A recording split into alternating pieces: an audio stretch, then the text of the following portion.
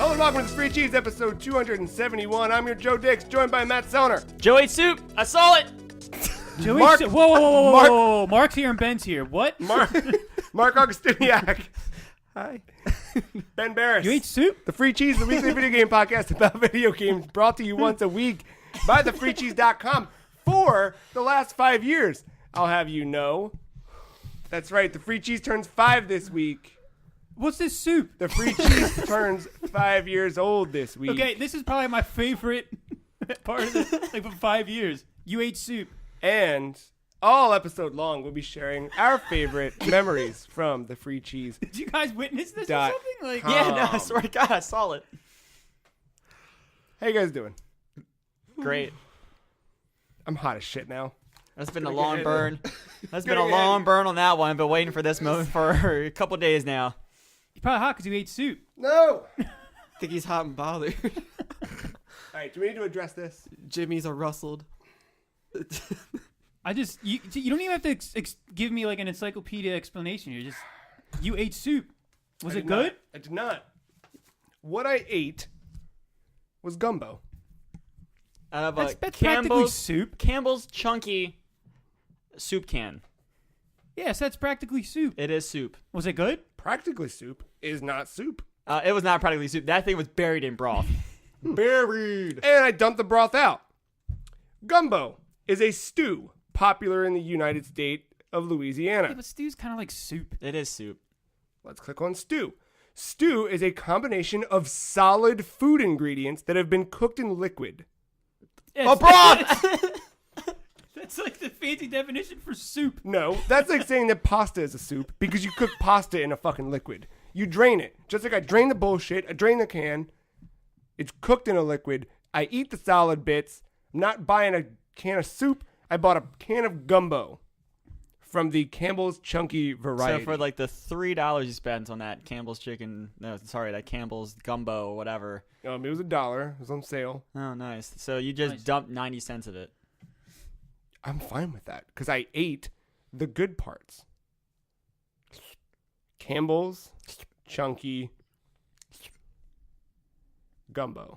I just remember when Joe was pouring it, he didn't want to talk about it, and Matt's jaw fucking dropped to the floor. It was like a cartoon. Yeah. It was It's like The Mask. It was kind of stuck for a bit. It was couldn't- pretty impressive. I didn't know what to do with myself. Here it is. Here, and can I read you the tagline for Campbell's Chunky? Soup that eats like a meal. Because it's a meal. It's soup. Wait, God damn it. It's soup. No.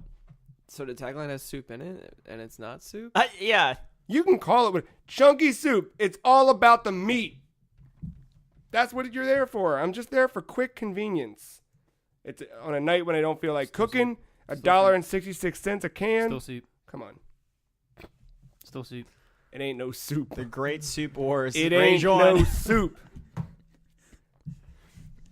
It I ain't know no what a Game soup. of the Year nominee is going to be. Best soup of the year. It ain't no soup. Slap it on there. Slap it on that list. Mm-mm. Good Maryland crab. Mm-mm. Good chicken noodle. Mm-mm. Chicken and rice. I'll tell you what's bullshit. Burger King out of nugs last week. Yeah, that is some bullshit. Yeah, that's baloney, man. Come on. How you run out of nuggets? Mark and I went there post-podcast last week. That's stupid. No nuggets. I meant Burger King running out of nuggets is stupid. I know. I don't think I've ever ordered nuggets from Burger King. I've done tenders. They're good. Tenders are all right. They're cheaper than McDonald's too, right? Currently, with the current offers. As long as I have them. Yeah, that's true. Well, yeah. Free Cheese, 5 years old. A podcast about fast food, really, when it comes down to it. Fast food, soup, and games. Yeah, that's true. Sometimes games. Mostly. I mean, we do have food for the title. So. That's true. Yeah. Never intended to be. Did we ever reveal where the name The Free Cheese came from? You talked about On it. air?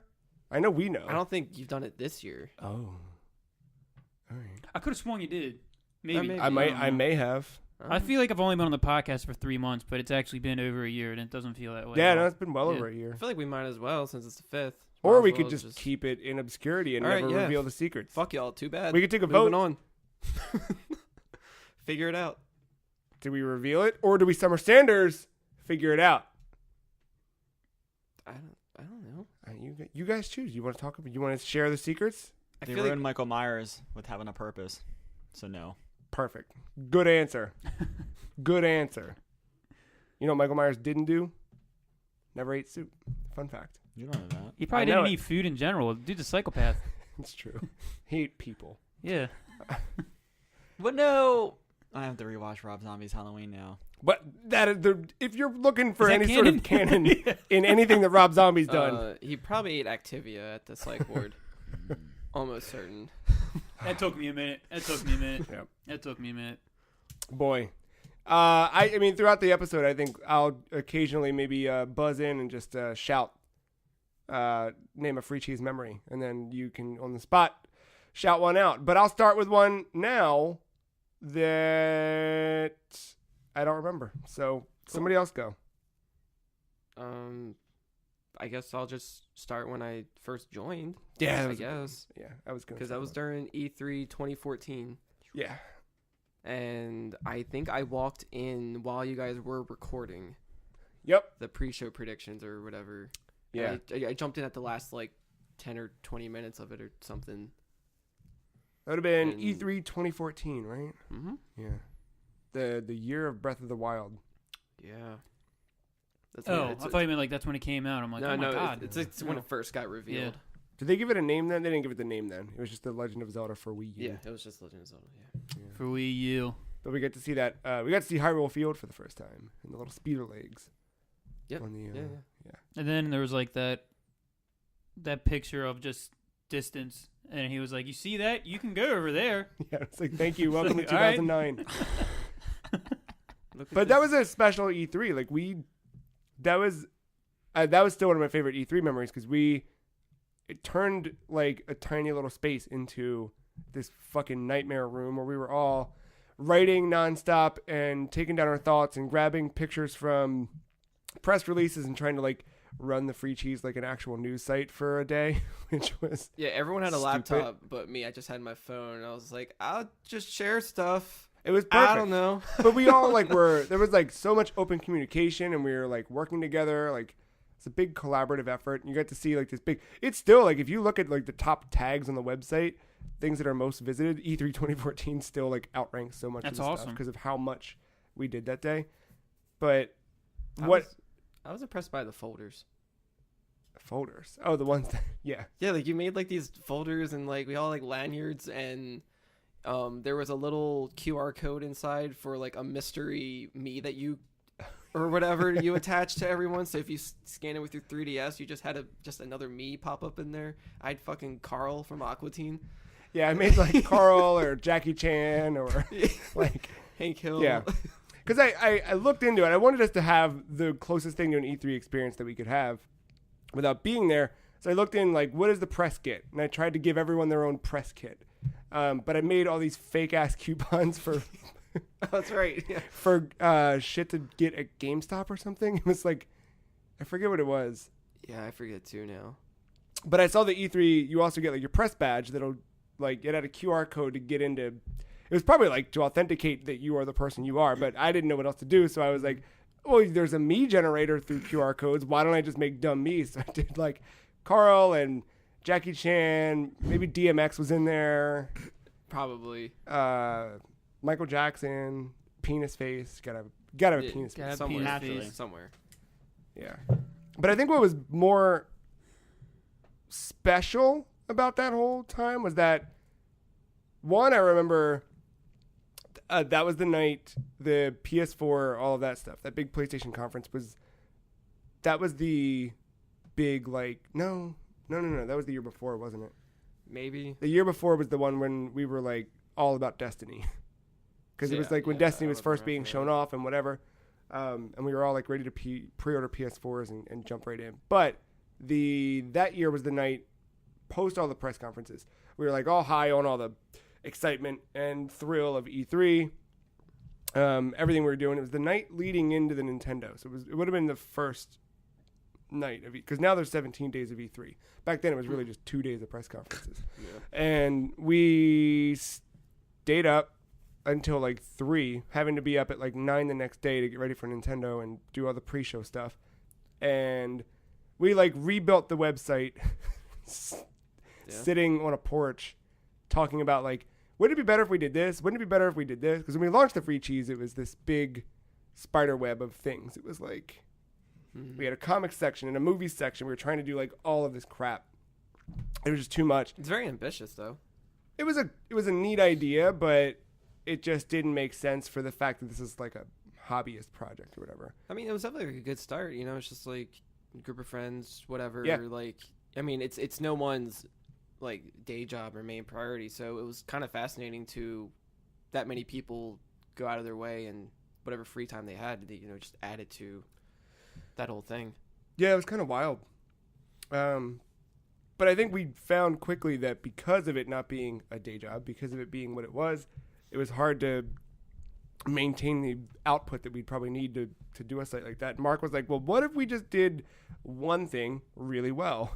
I was like, oh, you mean like we were before we splintered off into 6 different directions? Good idea, Mark. It just seemed, because that whole E3 thing, because that was my first experience to all of it. It just seemed like, I don't know any other field people were this like eccentric about. Yeah, we put everything into video games, and video games is kind of what brought us together in the beginning. Right, so, I mean, it just seemed like the root of it, so. Yeah. And it was good, and it got us back on track to where we are now, I think. Like, that was the first, like, turning point where it was like, yeah, maybe we need to rein it in a bit. And then I'm stupid, so as soon as I get a dumb idea like that, I'm like, all right, well, we're gonna make it happen. And I think, like, we did all the E3 stuff pre and post and during and all the podcasts and everything, and then within 24 hours later, I redesigned the website again because once we committed to it, I was like, all right, it needs to be done. I got to get it done. Things work a little differently now where I'm like, let's do a lot of work on the back end, not do things. Because that, I think I just didn't sleep for 48 hours. Like, we got done E3 and then I just rebuilt the website. And yeah. It was fun. That E3 was wild. A lot of fun. And that was the one where I think, oh boy, that wasn't the Zelda one. That was No Man's Sky got announced. Yeah. Whoa, No Man's Sky was at that. Wasn't it? That was the December thing. That was at the Game Awards. Oh, I thought I remember seeing it there for some reason. I mean, they definitely showed it at an E3, but it debuted the Game Awards. But yeah, that was I like that. That was a good free cheese memory. Was that Jack Tretton on stage for the last time at E3? Or was it the year after? It was one of those years. It may have been that year. Was that Shenmue 3? No. That was 2015. That was 20. Shenmue 3 was 16? Yeah, 16 sounds right.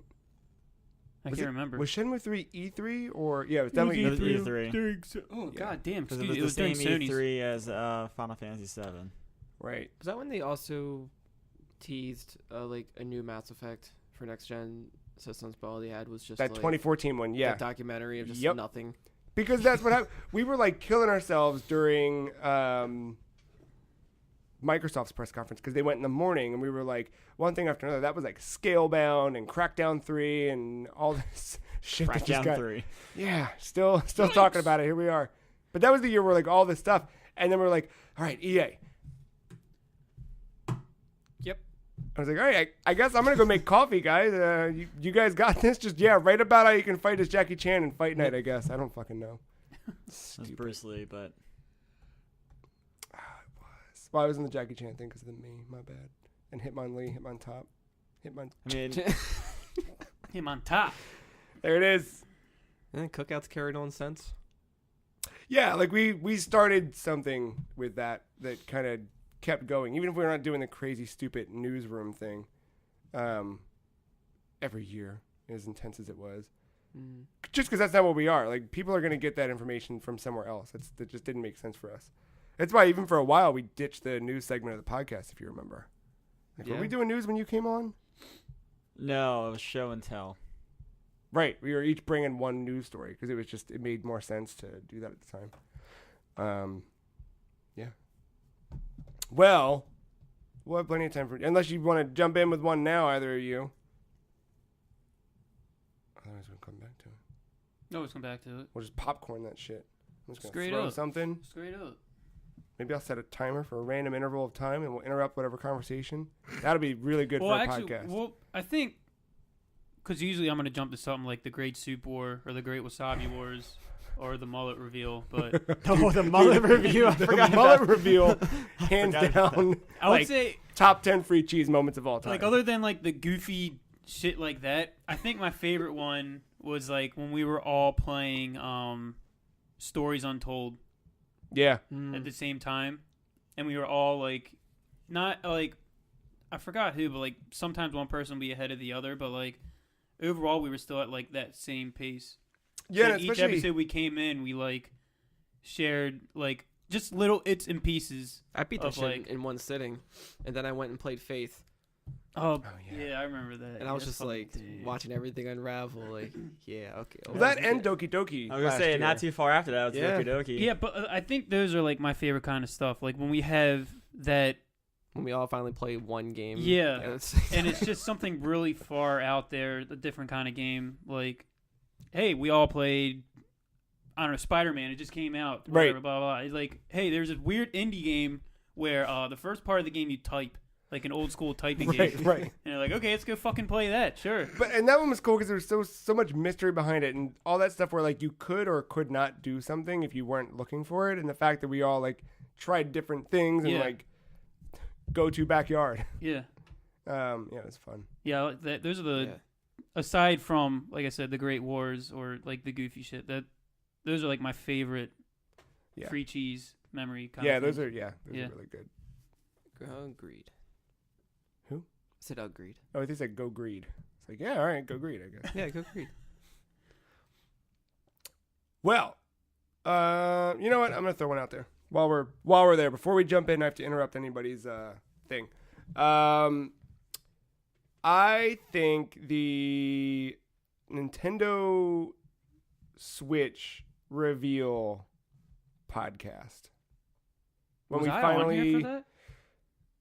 I think that was me and Matt. It was like mine and Matt's first solo gig. No, because that was when I was still up in Jersey. Yeah. Yeah, I remember that. But like the whole lead up to it, like that whole summer, we were, I think it was me, Marc, and Kyle that summer, going over all the leaks that were coming out and all the weird stuff that we were expecting or not expecting, or like, what is this thing? And then that final reveal, because I remember like watching that trailer and it was like, after everything, because I remember the first talk of the NX at that press briefing Oh, back in March Christ. 2015 when The NX. Nintendo announced mobile games were coming. But don't worry, we also have this dedicated piece of hardware that's coming as well. And everyone's like, it's a fucking hybrid. It's a hybrid. And we were like, nah, it's not. It's not. And I wrote that big, long thing. But then we had that whole episode just breaking it down, just like, we turned 3 minutes into 2 hours and just like, carry it on the rooftop and just blow it open. I Was think it the a lot of same fun. day?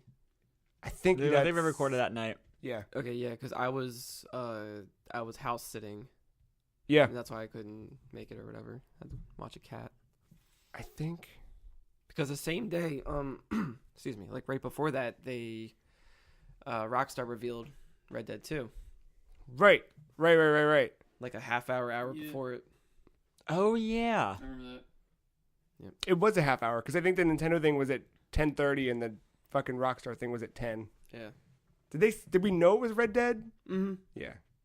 Yeah, because like a couple days before, they were teasing and showing pictures and like, well, here comes the trailer and on this day.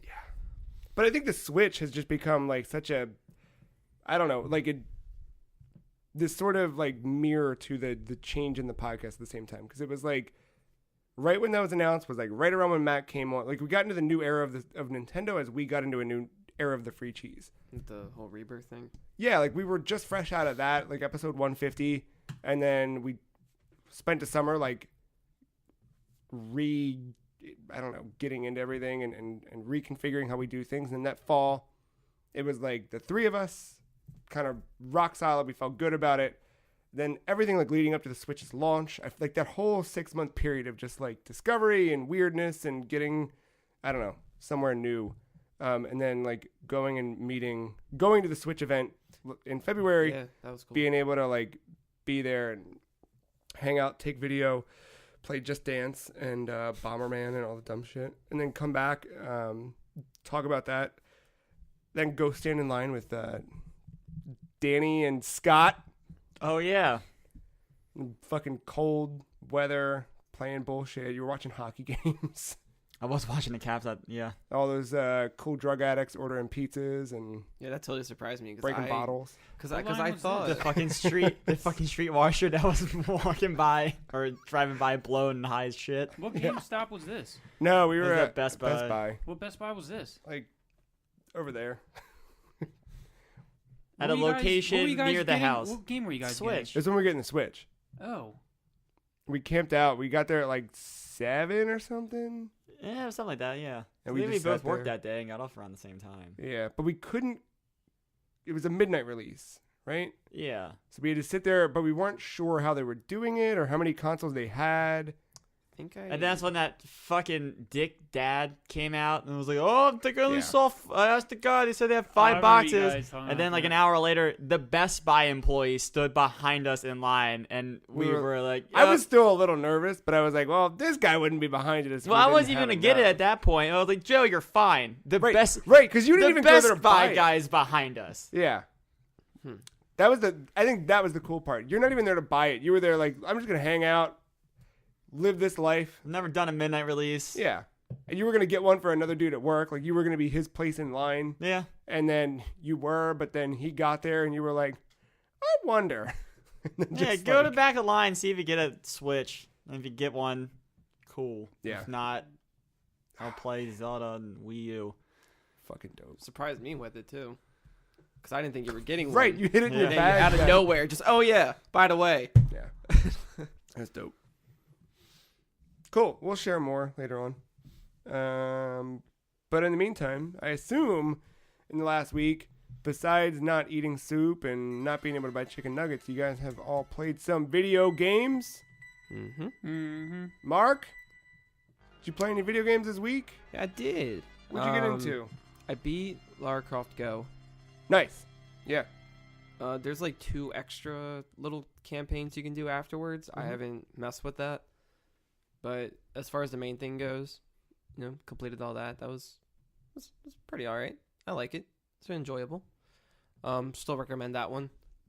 I tried to get back into the Hitman Go one, and like it's cool. Like I said before, the whole like board game aesthetic is pretty neat with it, but I just don't care right now. Yeah. And I tried a Deus Ex one finally. What do you think of that one? Because I know you were most intrigued about that one I like outside of Lara. I like its design. I like the way you can like go camouflage and just turn these people into little triangle shards when you defeat them. I don't care that there's a story and it has to have like this dialogue in between that you can't skip and it takes forever to go Oh, boy. through. Yeah. It's the only one that has it out of all of them. It's like I know Adam, you never asked for any of this. Let's just move on. Tough You say shit. that all the time. Is that his get a load of this? Yeah, that's just his meme. It's just I never asked for this. Oh, Just- I didn't. Yeah. I mean, he didn't. Little If you played bitch. if you played Human Revolution, he didn't. Yeah, it's true. Wait, did he ask for Seraph. it? But no, he didn't. What he's like, I asked for it this time. Yep, I Yeah. asked for it this time. I fucked up. He didn't ask, he just demanded. No. But like it was fine. It's whatever. Deleted it. All right. Why not?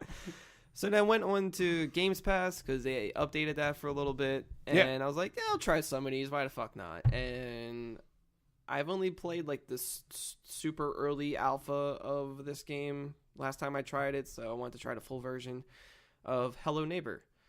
Yeah, the last time I Oh, tried it was that fuck. That's I on weird. forgot Game Pass about now. Yeah. What a fall from Um, grace. Did that come out last fall? It came out this month. I mean, Oh, No, for Games it Pass. was Oh, like last yeah. fall. Yeah. Yeah. How is it? Don't really care for it. Uh-oh. I'd rather play it on PC probably, if anything, because those controls for an Xbox are Weird. bonkers. Garbage. Huh. It is like it's not just tap button to interact. It's like you have to hold it in to really interact, and then if you want to like throw or like drop a weapon, to drop a weapon, it's tap the trigger. To throw a weapon, you have to hold it in. Oh, so it's got that PUBG bullshit to it. Like, I guess. It's That's just disgusting. it's really weird. Like you're using the bumper and trigger and maybe like the Y button to interact with. It's just weird. Yeah, It's like you're supposed to keep getting caught apparently, and I'm trying to avoid Yeah, I that. think But the more you the- get caught, the more story gets kind of revealed. I think, yeah. So I think the neighbor like lost his wife and daughter in some car accident, had to bury him, and then some demonic shit happened. So I guess like Pet Cemetery is what I'm getting from it. And so they're like locked in a basement until they find something, but also trying to keep you out because you're a nosy little shit kid trying to keep breaking in and figure out what's going on. Do you think it's the controls that are holding you back or the game? All of it, I guess. Like, it's just not, it doesn't feel polished. Doesn't feel doesn't feel good to play. Like, it feels good to run around and jump. It's not an Xbox game preview thing, is it? Like, No. it's out there. Yeah, fully. Ooh, wow. Maybe it's different on PC, but as far as the Xbox version goes, I don't really recommend it unless you just really have nothing. And because you played no, I thought you. I think I downloaded the demo and just never fucked with it. Because I think maybe hearing you download it, I downloaded the demo and tried it, but I tried it on my old MacBook, so it was like it was hoofing it to try and run. And yeah, I played on Steam a while back at the early alpha, whatever. I just forgot all about it. It's a cool concept, but I was okay with it being weird because I knew that one, my computer probably wasn't running it to its potential, and two, the way that it was early alpha, so I was like, yeah, got it. It's meant to be kind of weird and janky. No wonder this door doesn't open. At least I can vault through a door. like, I mean, and it doesn't hold your hand, which it's kind of good, but at the same time, it's like a double-edged sword. Yeah, because it's like, how are you supposed to figure stuff out? Like, I don't even know the controls. It's not typical like modern controls. Yeah. But yeah, that was whatever. And then for speaking of game preview, I finally decided to try DayZ. Oh. Nope. You played DayZ on Xbox? Yeah. I didn't know that. Wait, DayZ? Yes. Is that on Xbox? Yes. According to Marc. It's in game preview. You have a never mind. You have a 30-minute trial to play it, or 30-day trial. Oh, I forget the name of it, but there's a certain amount of time. Sure. And it just boots you in. Loads pretty quickly, runs pretty smooth. Again, that's a game where I don't know the controls, so a lot of that was a problem I just couldn't deal with. Yeah. It's alright. Even on PC, the controls are just out there. It's not simplified in any way. It's like you have to. It's a lot of jumping through hoops to do a simple thing. Like, I didn't know how to change clothes. I kept holding, instead of a gun, I was holding just a folded sweater, and I was like punching with it. I'm like, what the fuck do I know? And then I try to get rid of it, and I can't drop it. Like, it was, I don't know. I just didn't have the patience. You got to get out of this game preview nightmare. You've. Yeah, that was the only game. That was the only thing in game preview. But I was like, I had it installed forever on there. Yeah. And I was like, I'll probably try it eventually. Okay. I always felt like that game was one of those games best played with other people. I mean, sure. You played a bunch of that back in the day, I right? was obsessed with it when it was like. I've always wanted to try to play, and I just couldn't. Couldn't run it. Yeah, I mean, well, I did like the Arma like version of like the Arma mod version of it, and then when DayZ standalone came out, I played that for a long time too. But definitely a lot more of the Arma mod. And the Arma mod is, if you thought the controls in the standalone were bad, Jesus fucking Christ! Like, Oh yeah, no, I remember like even just trying to run the game was stupid. Performance wise, it ran like shit. Is it even built on on like Source? computer. Huh? Is it built on Source? No, it's built on Virtual Battle Station. It's VBS. Yeah. It's what Arma runs off of. But the problem with that is like that engine. It's specifically for military shooters. So like trying to do anything else with it. It's a pain in the ass because there's a lot of factors you have to put in. Like, it's good for that kind of game because bullet drop and everything is already in it, and it's realistic as fuck just because it's a military shooter engine. Right. But like, hey, I'm gonna run up and pick up something off the ground and put it in my book bag. Like, you don't really do that in military shooters, so it's like it's very menu based and not clunky. I mean, and when you get used to it, it works. Just it's not simple enough. Streamlined. Streamlined. But I think DayZ standalone, it's not. I don't know if I can't remember if it's all in the same engine or if they went to Unreal. I honestly can't remember though. I thought the main reason they wanted to do standalone was because Arma 4 had just come out and they wanted to use the new Arma engine, and that's why they spun it out standalone. I mean, that's probably it. So like it ran pretty great on the Xbox One X, but that's probably one I would still rather play on PC. Just having a keyboard has more options with controls. It probably feels better that way. But it kind of made me want to play Blackout. Did you? We're gonna break kayfabe here for a second. Did you play that before or after we recorded Blackout? After. Okay. Yeah, so that was pretty much it. That's my now playing. Oh, just kidding. Hold on. Wait a minute. Code Red. There's a thing with Hello Neighbor. There's a multiplayer thing that's about to come out soon. I don't know if you guys... Multiplayer? Yeah, it's called Secret Neighbor. I think it's a free add-on to the Hello Neighbor game where you are all the neighbors. Not the the bad one, but like all the like kids. Yeah, kids. And one of you is disguised as the neighbor. You have to figure out who it is.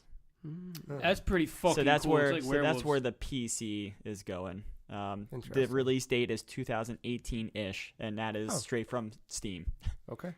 Quote. Interesting. Fucking cool. Sorry. No. So you did play something else? Because I was... Yeah. I was checking your... I mean, come on.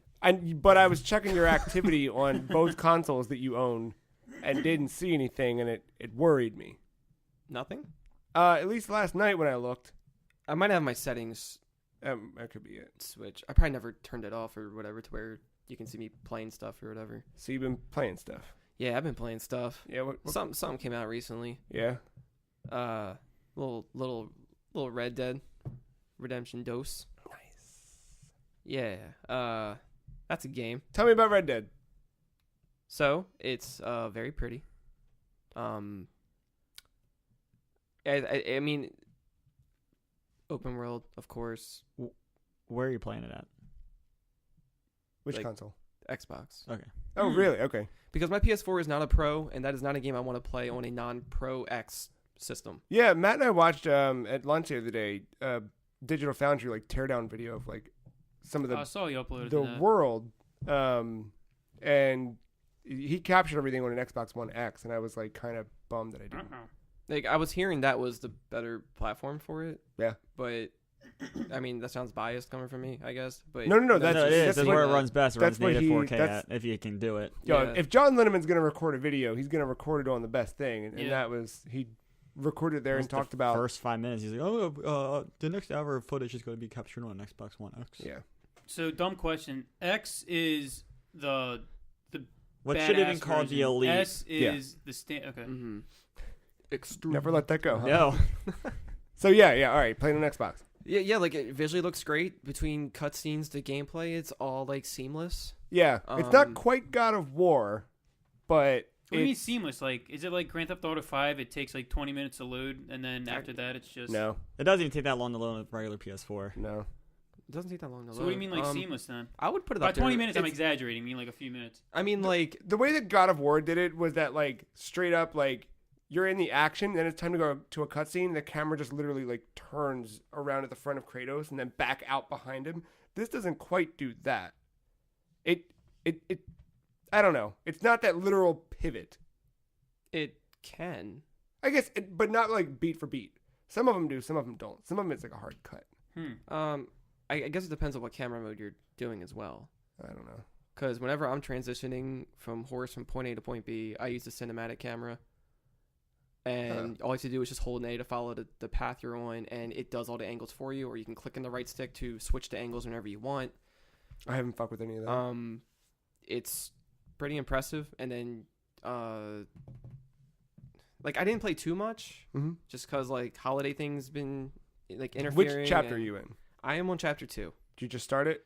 You're at the camp? I'm 7% into it probably or something like that. So you got to the camp and then went further a little bit? Got to the camp, went to a town, and now I'm hunting. So you went to Valentine then probably, right? I'm on my way to Valentine. Where are you at? I just hit chapter 2, 6.9%, and then saved it and cut it off. Perfect. Yeah, I'm about to That was a happy accident. Yeah. I'm about to hunt a bear. So can we back up to chapter 1? Yeah. The fucking snow tracks. Yes. What the fuck? What are you talking about? So, dude, you know when you play a video game and you're walking through the snow, and the first time video games started putting snow tracks in, you're like, that's cool, it's tracking where I'm going. And you look behind you, and the further you walk, the ones that are furthest out start disappearing because they fucking can't load that much in the memory. This is not that. This is exactly like real life should be. Really? And it's just stupid that there's that much detail to it. It's so subtle, but with it being there, it's so immersive.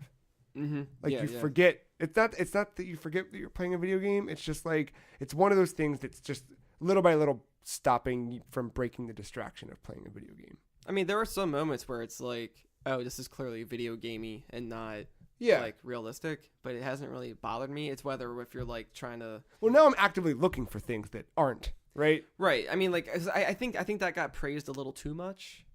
In my opinion, probably it was still just like the game definitely deserves like the acknowledgement or whatever for all its little fine nuances and details and whatever. But you guys still remember, like it's still a video game. Like no, not obviously, everything is perfect. But I was just like that level of detail because I'm not saying that this game is that much better for it, but the fact that they took them the time to do that, it just says so much about what is waiting ahead in this game. But like the character models, I am most impressed with.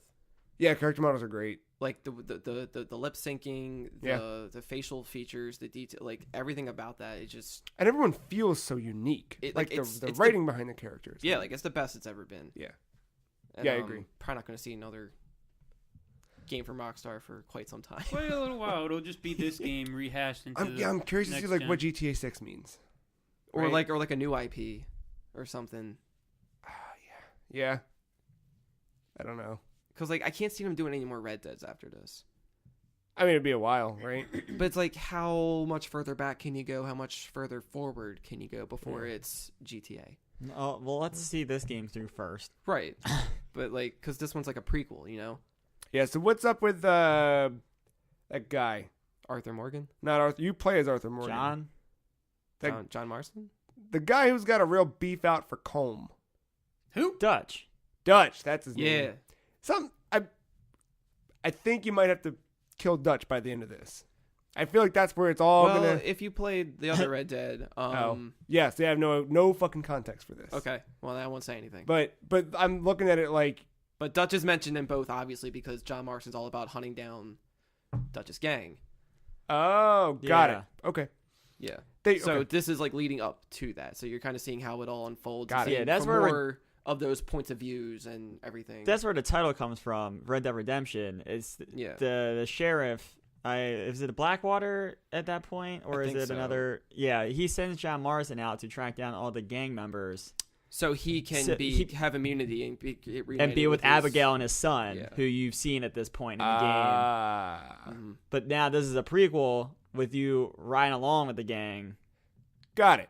Yeah. All right. All I know so far about Arthur Morgan is that he got recruited pretty early, and him and Dutch are like tight. Yeah, I could tell, right? Because they're like best friends. Yeah. All right, got it. So Arthur's gonna die at the end of this game. I don't even know. Someone gonna die. Somebody's dying. Either that or he's quote dead, like he just disappears and finds. It's actually a ghost. Yeah. But haven't done too much. I feel like we're still in like tutorial territory. I'm still in tutorial mode. I know because they're teaching you how to like interact with the town and like see what happens. And like one of the ladies tried being a lady of the night and get somebody drunk and take their money. Yeah, and she got held up by a dude who was about to like hurt her, and I was like, I gotta go intervene with this shit now. Right. And I'm just pointing a gun at him, telling him like, get off of her, back up. Get the fuck out of here. Yeah. So I tried to scare him, and I didn't aim at his head. I moved over to the left, and I shot just to scare him, but it failed the mission because the law was called on. So I had to restart. Can we talk about the snow real quick?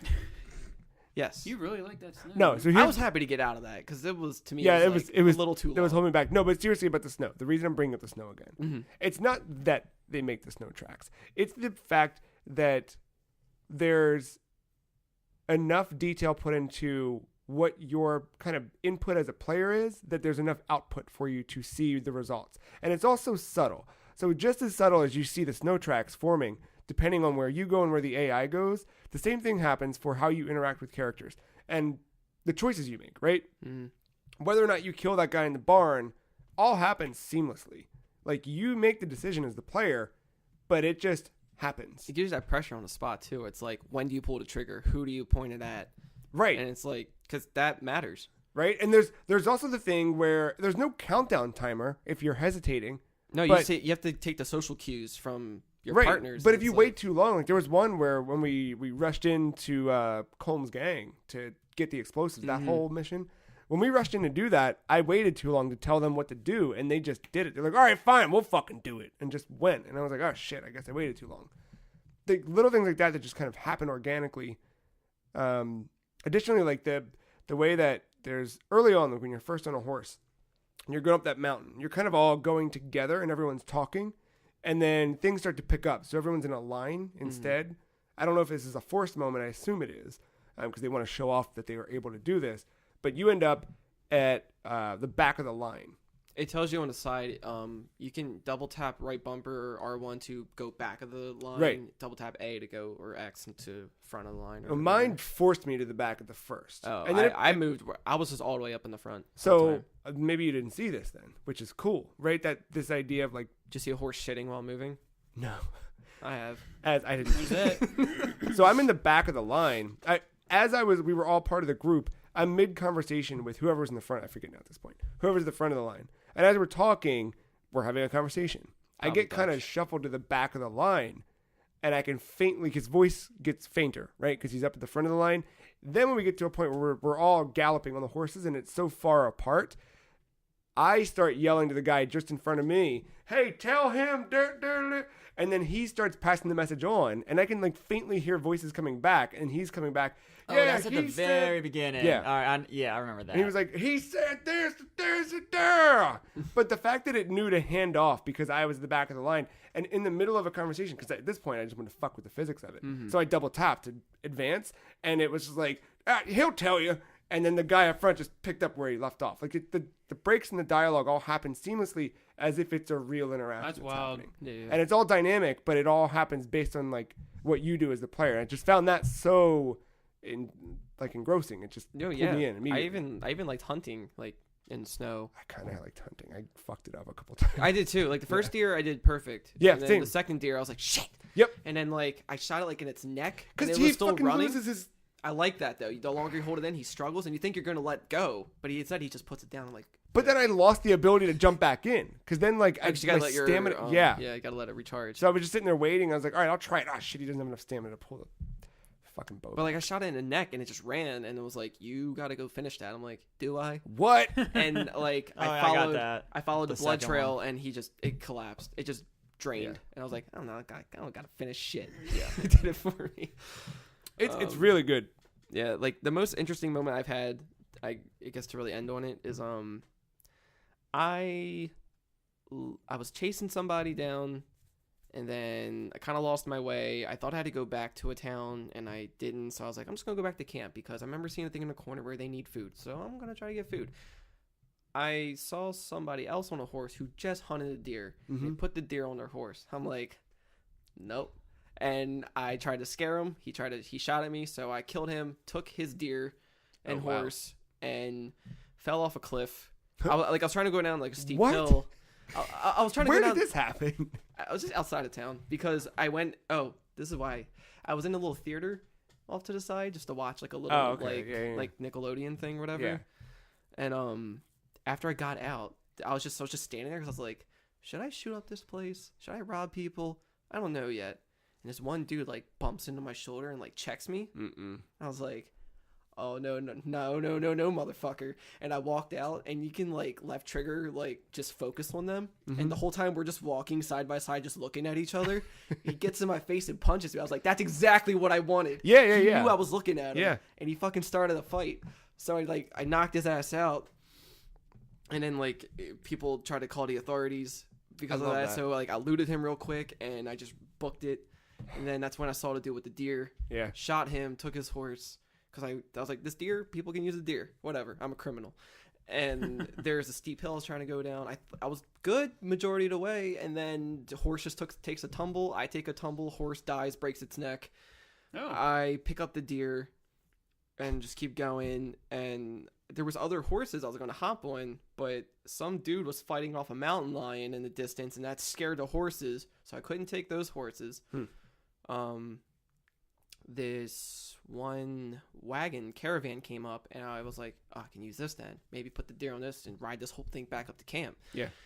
And I tried to like intimidate him? And he was like, oh, hell no. And just started like, as soon as he tried to dart off, I shot him in the head like with like a split second before I missed him. And you just see the wagon just slowly stop in a distance. I'm like, all right, got myself a wagon. Can't put the deer on it. Oh, shit. Like the Caravan has like a weird like latch that's up in the back, like a pickup truck would have. Yeah. And I can't open it. I can't put the deer anywhere. I can't put it on the horses. I was like, what the fuck do I do? So I was like, maybe, I don't know, maybe I'll just skin the damn thing for some reason and maybe that would change something. Yeah. Didn't. So I had a fur, like a pelt I could have, or I could carry the deer. I was like, I can't hold both because this is trying to be real life. So I just have a bloody meat deer on my shoulder, blood soaking in my clothes as I'm just hoofing it to the camp. And then I try to take another horse because it's just a passerby came by. And he was like, no, sir. And like he just turned around and left. He backed up. I couldn't get him. And I was like, all right, fine. Then I see another dude. And he got bit by a snake. He's like, I need help. Like you can either siphon the poison out of him, you just suck the poison out of his leg, or you can give him like a cure if you have like a vial of something or whatever. Yeah. So I gave him the vial. So I was like, I'm not putting my mouth on your leg. And you're lost. And he was and when I gave it to him, he was so like thankful. He was like, I owe you one. And Arthur just goes, he was like, yeah, you darn right you do. And then as soon as that happened, it was like cinematic. I just shot him in the head afterwards. Jesus Christ. I think I helped him and then I fucking killed him. And then looted his body and then carried my meat deer. I wasn't that far from the camp apparently. It was right up a hill. So you didn't even take his horse? That guy didn't have a horse. Oh, he was just out there getting bit by snakes. He was just down on the ground.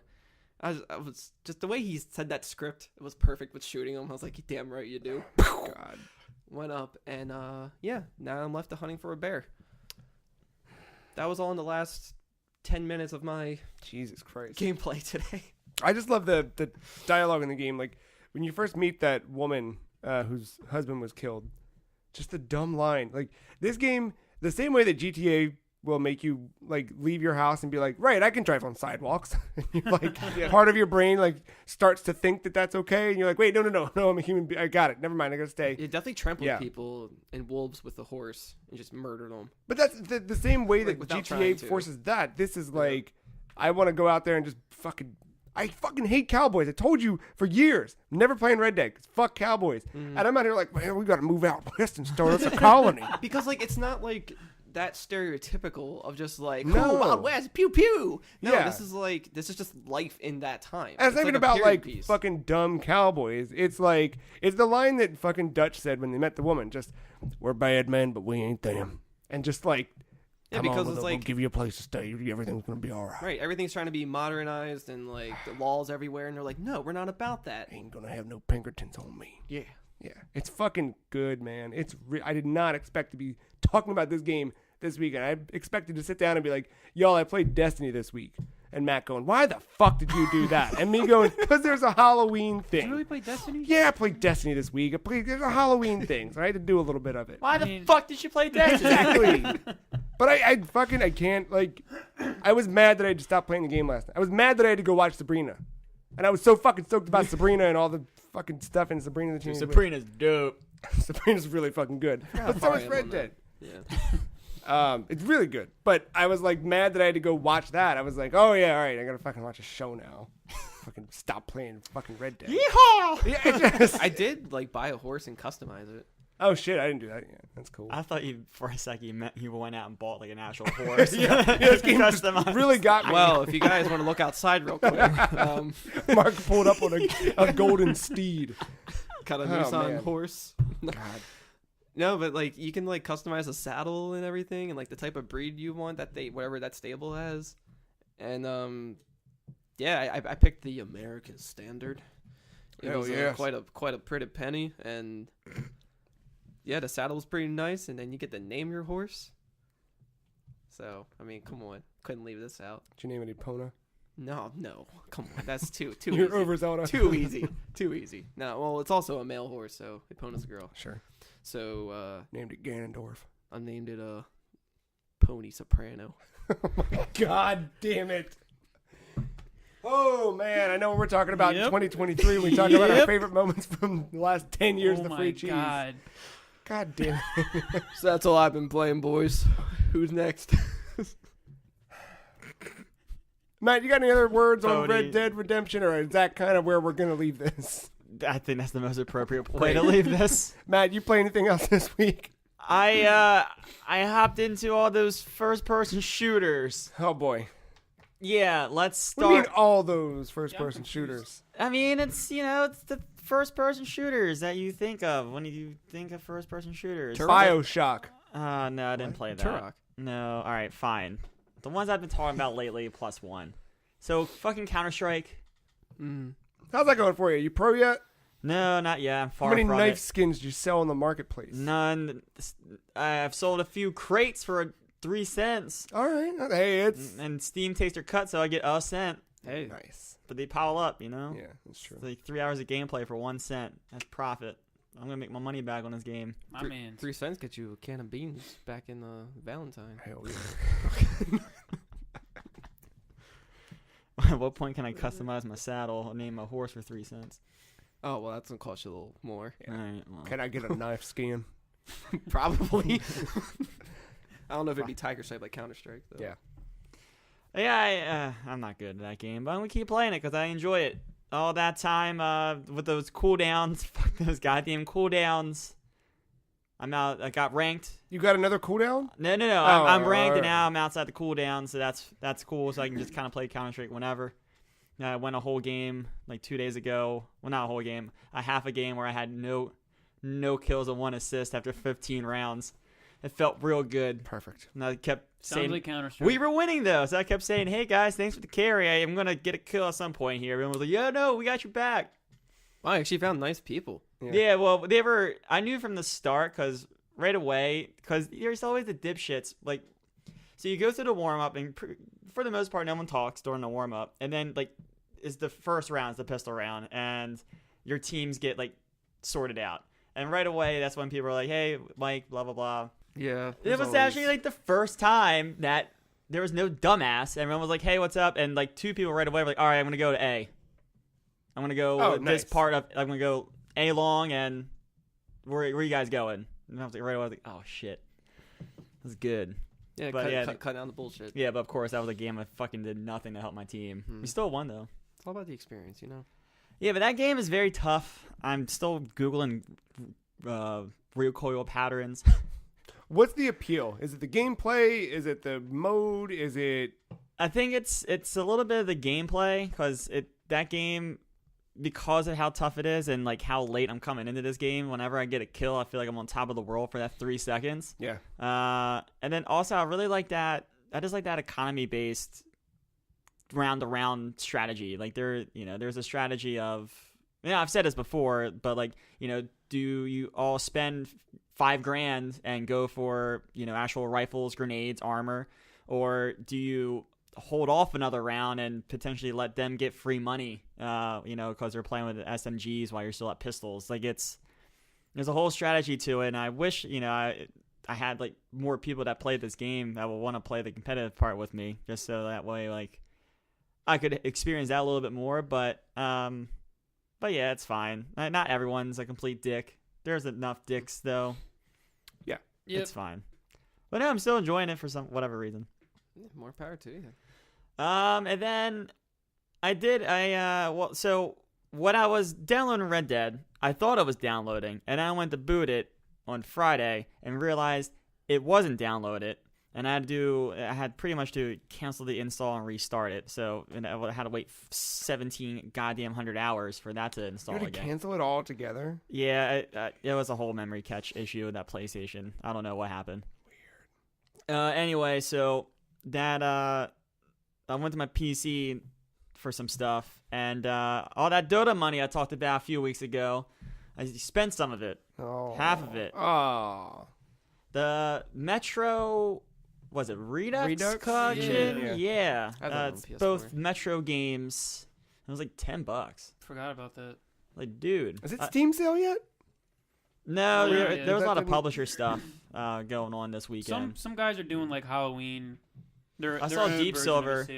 in a way. Deep Silver is doing a big sale. Like Just Cause 3, it's like $4 right now. Dang. It's nuts. Yeah, I think on Xbox, like a lot of horror games are on sale. So I started playing that a little bit. I'm only about like an hour plus in. Man, that game, I like that game a lot. Man, you went further than I did. That beginning's rough for me. Yeah, I think I'm through the beginning stuff now because now I'm actually like starting to fight some shit. Okay. So yeah, it's I don't remember the year, but essentially you're in Russia and nukes have gone off, so everyone's been forced underground in like the railway tunnels and stuff like that.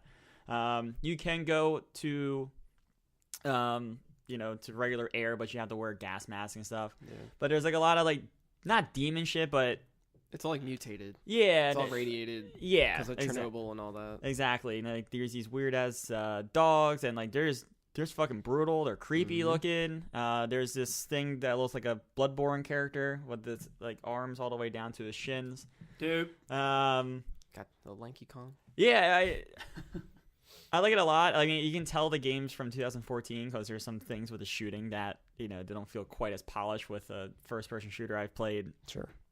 Since then, but I like the story. I like how you can definitely tell it's inspired by a book because between each chapter, I'm thinking that those passages that the main character's reading, it sounds like he's like writing a diary. I have a feeling that's how like actual excerpts from the book without reading the book. If you like in the camp, there's posters and actual books of the novel just sitting around. Yeah, that's cool. That's cool. That's cool. So yeah, the story's straightforward. The attacks on your hometown or like your home like underground tunnel they're becoming more prominent, but they think it's because of this one kind of creature, the dude with his arms down to his shins, and like it messes you with your psyche. Like he can put you into like another like not like a dimension, but like he just makes you think differently, and he like puts all your worst fears out there and stuff like that. So that's where like kind of like the horror aspect of the game comes from. So yeah, I've been enjoying it so far, especially now that some of the combat's going. Also, that's another one of those games where I like the currency system. The currency system is bullets. So kind of to decide, like, do you want to use the bullets or do you want to use the bullets? Yeah. Wow. That's cool. You should look into the Stalker series if you like Metro. Okay. Because it's very similar. Stalker's way more. Yeah, because Stalker, it's classic. set in Russia too, isn't it? Yeah, because there's 3 games, but like the first one is like the main one you should play. Yeah, the first one's like I think it's called Call of Chernobyl, something like that. I have no clue. Yeah, I've never played them. But yeah, like it's like more open worldy, but like you're just exploring all that, and it's the same exact setting, but you're above ground, and there's a lot of like psychological and horror bullshit in there. Yeah, I mean, it's very not leaning like in Russia. I mean, it's not leaning too much on the horror stuff. Like, there's definitely like, but like the creatures and yeah. I mean, there's definitely moments where like you're walking by, there's like a drum, like one of those like drum barrel garbage cans that are on fire, like like you see like a homeless person using, but like it's just left out, and you see like the shadows of like the little demon wolves running by. Like it does that kind of stuff. And then there's like those moments where like you're with another AI character and you just hear all the shit and you're like, oh fuck, all right, let me start loading my weapons, god damn it, and then everything's just starting to rush at you. It's a good time. I want to play the one that's coming out. Like that looks interesting. Yeah, that was part of the reason. Nick played these last year, both of these games, and he enjoyed them a lot and he recommended them. And with the new one coming out kind of soonish, it does look interesting, so I figured I would try them out. Yeah, so far so good. Nice. And then I can't stop playing Black Ops 4. Which mode? Multiplayer and Blackout. On still PS4, won't touch. right? Yeah, I still won't touch zombies. I like even today. I mean, I was watching football in the background. I was like, oh yeah, I mean, I just put football on my computer and I'll play something on my PlayStation. And I have Red Dead downloaded, ready to go. And I already played like the first mission, or so. I was still in the snow at that point. And I was like looking. I was like, I kind of feel like playing Red Dead. I feel like playing Blackout. I feel like dropping in a few rounds and seeing if I can finally win a game. Still hasn't happened yet, but I still have a handful of like top 5 finishes that I'm right on the fucking cusp, and it pisses me off so much. You're gonna get it. I know I'm gonna get it, but I know you two have talked about it like the last 2 weeks, but that Blackout's so good. It is really like out of the out of all of those at this point, like it's really damn. It's really good. Like the UI stuff. Like the more I use the UI, the more I'm like, this fucking makes sense, and I'm like, I get it. Like it's the swapping out of the health like on the fly just by hitting the D-pad up. You can even switch out like your attachments on the fly like that. Yeah. Not as like quickly as Ring of Elysium, but like almost as quick as Ring of Elysium. Yeah. I don't know. And that I like the whole merit thing of I still wish they gave you some experience in the Blackout level for just like dropping in, even if it's just like 5 points or whatever. But I like the fact that they're very stingy on those points and they make you get kills. Because I feel like I could win a game if I just fucking sat in the bathroom the entire time, like I have done in PUBG. But for some reason in Blackout, I want to fucking drop in at like Rivertown or just something right in the goddamn middle and just hope I survive the initial 10 people there. Yeah, and no other game like makes me do that. Like PUBG doesn't make me do that. PUBG, I'm actually the opposite. I'm scared. I will hide in the bathroom until the ring's no longer safe for me. I feel the same way. Yeah. Yeah. It's like forcing you to go out there and yeah. And then just like the movement, I like that little slide mechanic. I think that's been in Call of Duty games last few here lately. But even just that little like slide mechanic. Like I got into a shootout with a guy. The guy actually started shooting first, so I thought I was dead. But I was like at a weird corner, like in like a stable almost, where like I made a left, I slid, and I was able to like see him through like a wooden like barricade thing, and he was still shooting, but I think he lost kind of like sight of me between the shadows and stuff. And because he was in direct sunlight, I saw him a lot easier than he could see me. So I started shooting and I killed him. And it was like just that kind of movement doesn't happen in PUBG or Fortnite or anything like that. Yeah. It's just so much faster, and I appreciate that a lot. And the rounds are so quick too. PUBG is easy. Like if you're gonna win, it's good. You're invested for 20 minutes easily, if not a half an hour. I feel like this game, I feel like I could, if I was to win, I feel like I could do it in like 15 minutes, which is nice. Yeah. Good game. Dope game. Cool. Ben? So just to tail off, I wasn't even going to talk about Blackout. I mean, Call of Duty, but I guess I will. I did get my chicken dinner in Blackout. I think I texted you guys about it. You did. Congrats. Yeah, it was awesome. It was solo, duo, squad? No, it was me and two of my other friends, and it came to it was really fucking intense, like as intense as PUBG would get. Like it came down to like I think it was like 5 of us, like not including us 3. There was like 5 other dudes running in their around. own squads, yeah. And then something happened, and it was a big gunfight, and then it was just one more dude left. Like I guess his homies died or whatever, and he was just hiding behind wherever. And I can't remember if it was me or someone else that spotted him, but we saw him in like the distance, kind of like peek at us from the rock. So immediately we're just immediate gunfire, and they were like, "Fuck it, it's 3 of us and one, and it's him. Let's just go in." Rush him, so yeah. we're rushing him in. They were closer, and I was kind of tailing back a little bit, so I was still giving like support fire just so we wouldn't jump out, just we sit there all huddled up. And then I run out of bullets. Did you have a knife? No, I had. You don't have a from knife. From what I remembered, I had that gun, and I think there's a lot of them. That gun. It was sorry, the AK. It's like their version of the AK. Oh, you know like the KN something, whatever it is, 57. I know what you're talking about. And then about. I forgot what I had as my secondary, but the secondary wasn't really. I forgot what it was because it's been a while, but. So they're like rushing in, and like on the top of my lungs, I'm like, I'm out of bullets, ah! Like I'm just freaking out. It's like, if I fucking lose this, I'm gonna flip out. So then, luckily I forgot who, but nailed him in the head, and then we got the chicken dinner. Fuck yeah. And then some magical reason why Call of Duty doesn't run well on Intel i5 certain processors, and mine just happened to be that one in like a recent patch. I would get as low as 20 FPS. Ooh, rip. Jesus. And like I thought, because I was texting you guys. I think I was. Yeah. I was like, I think I need to get a new processor. So like, how many bodies were you dropping? Were you in Colorado? Yikes, boy. But no, because I'm sitting there. I'm like, there's no fucking way. So I'm looking like buying a new processor. I already have the shit added on Newegg and like my shopping cart. I'm talking to Akko about it. like I'm on like canironit.com or whatever, and like I'm running on the diagnostics, and like I'm like passing everything way beyond the expectations. So I'm like, this doesn't make any fucking sense.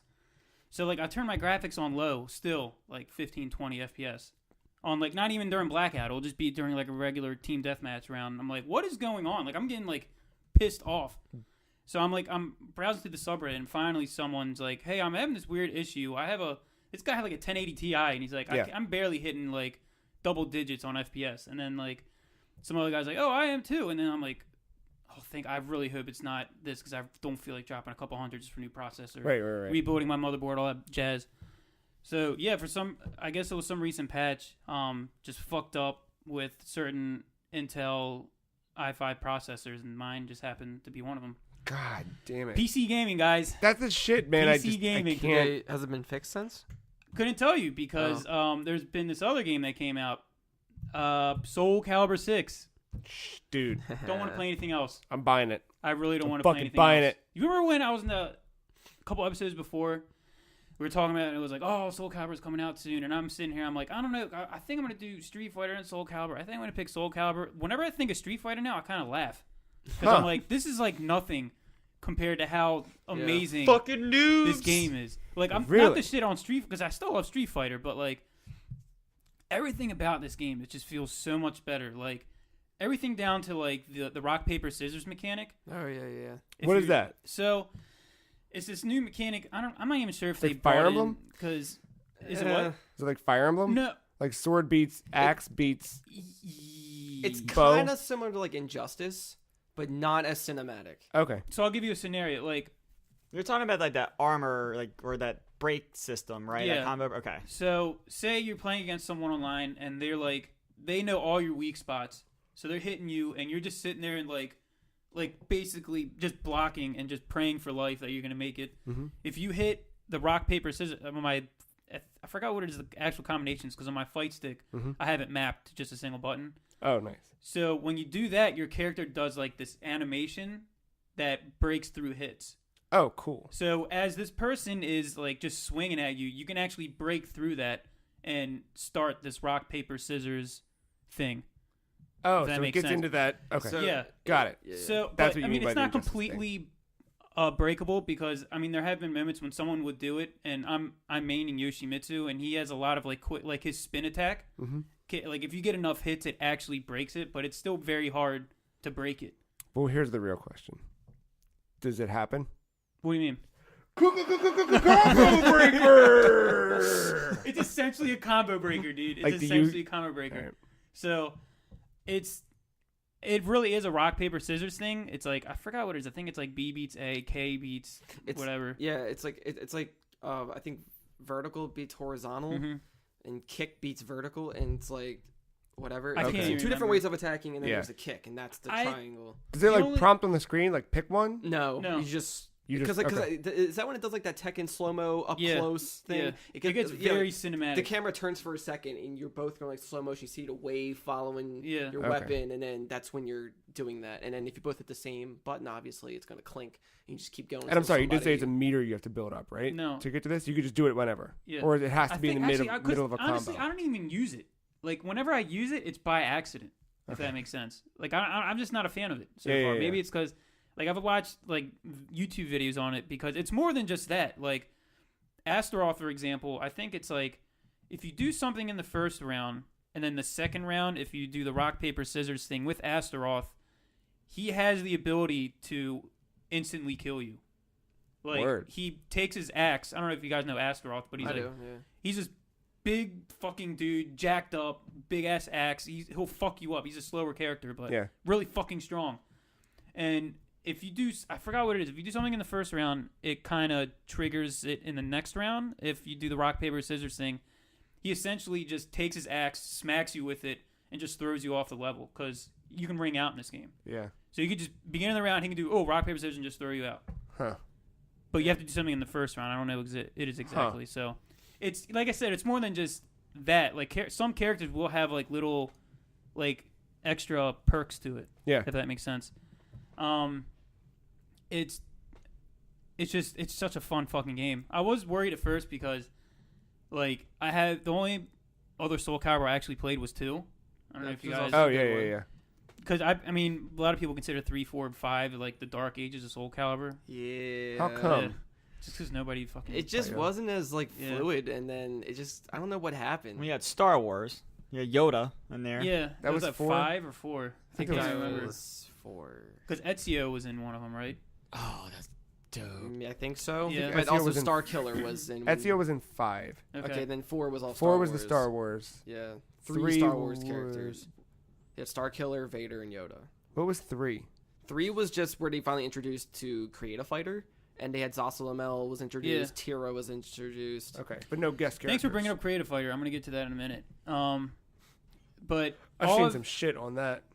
It gets like that's So I've done nothing but ranked.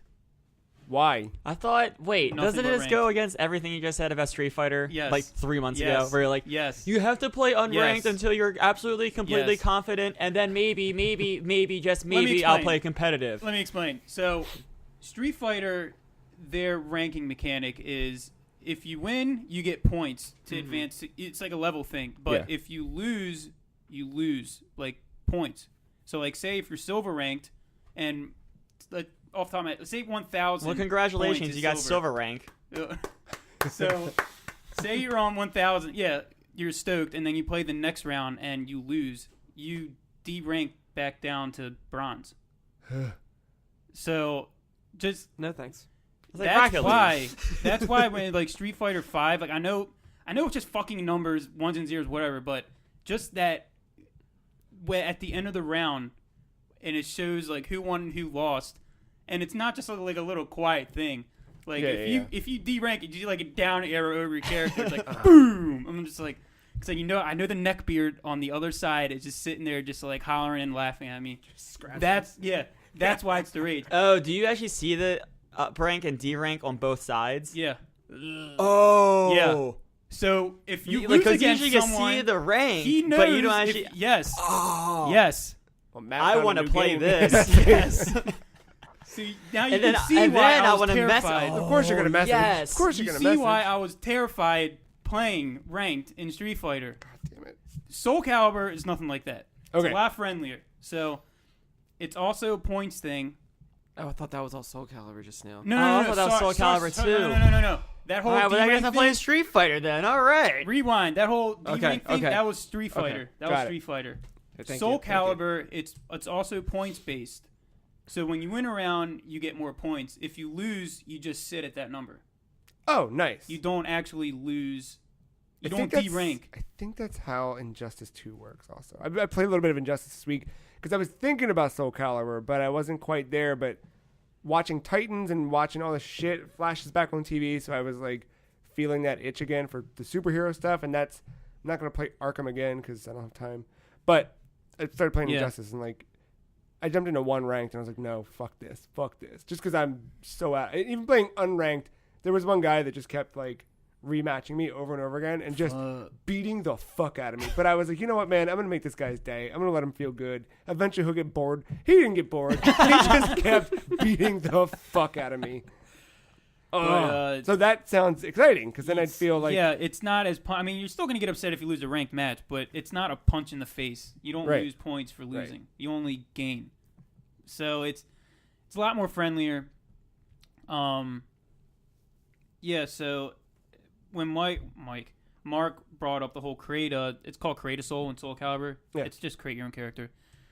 You can either like create a character from scratch or you can take like an existing character and kind of like twist it. When you say from scratch, you mean visually or moveset? I think because I've never fucked. When I say I've only played ranked, I've only played ranked. So like other than training, just ranked in training. I watched my friends play this. Like I haven't touched it, but I was just watching. Yeah. And create a character is basically like you can use a pre-existing like main fighter to like if you just want to alter how they look slightly, or you can just make one from scratch. But the fighting style is always going to be based off of one of those characters. Okay. Like, so when you pick a weapon, if you pick the katana, it's going to be Mitsurugi's fighting style. Got it. Okay. Nunchuck's always going to be Maxi.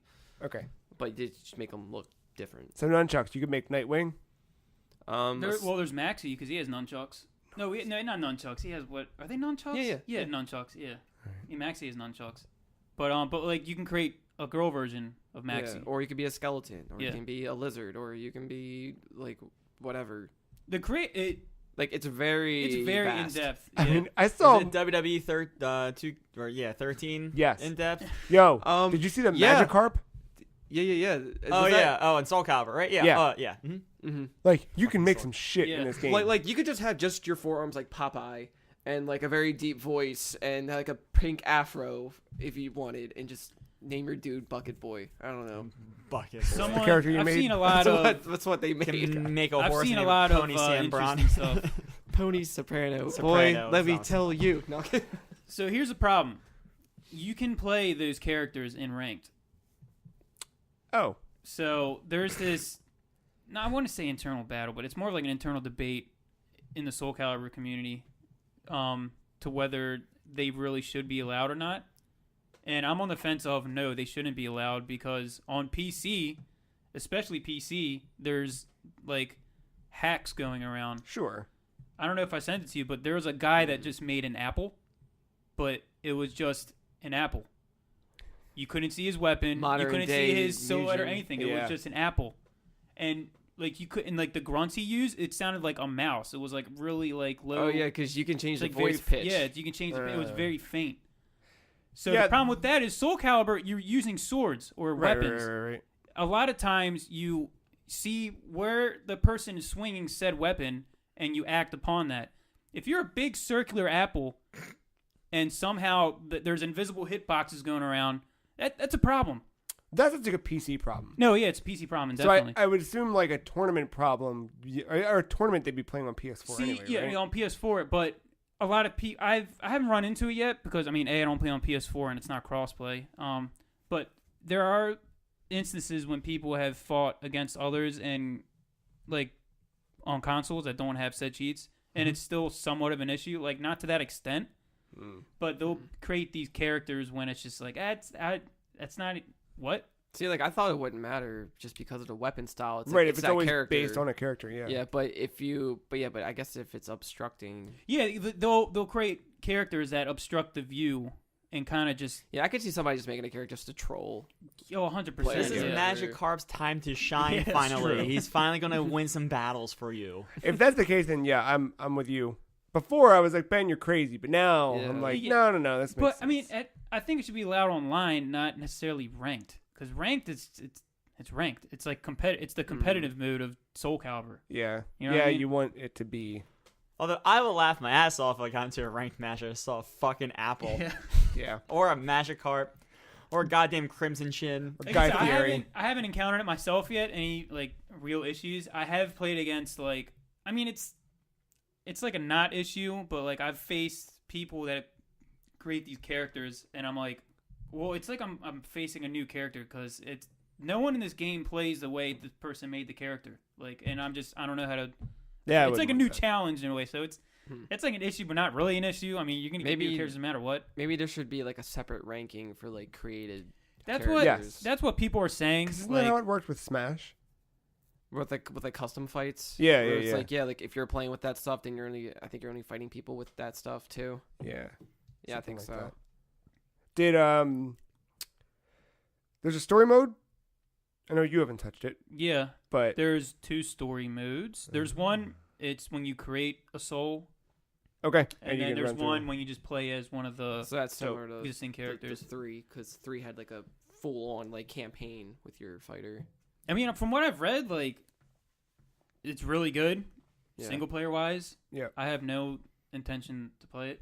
Really? Just probably- it's so much fucking fun. I'll probably tap Online. into that part when I buy it because I eat up that character shit. Yeah, and that's usually for me where I will find like the character I want, especially in a game like Soul Calibur where I have no idea who anybody is. You could make lightning. You think I won't? This You think I won't?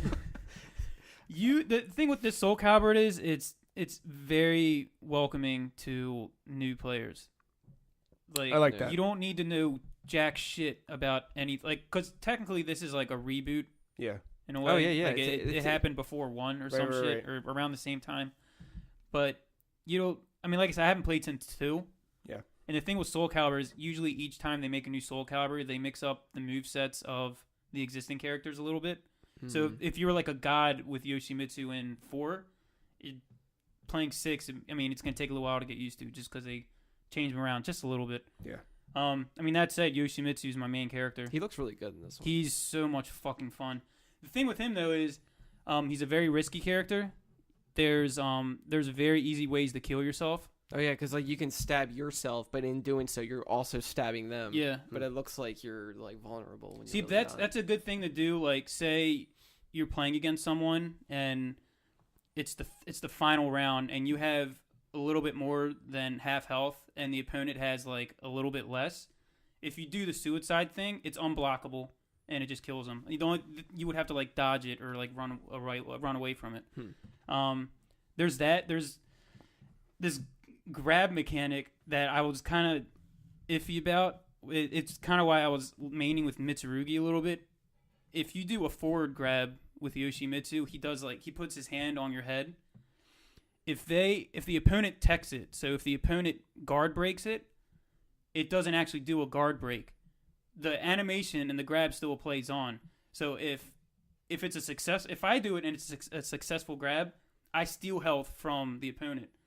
If they do a guard break, the grab still plays, but I give health to the opponent. Oh, fuck that. So there's like risky. Little... that's not high risk, high reward. Yeah, there have been times when like I'll do it by accident because Yoshimitsu has like 8 different kind of grabs. Like you can do like a back grab, a down grab, a forward grab, up grab, whatever.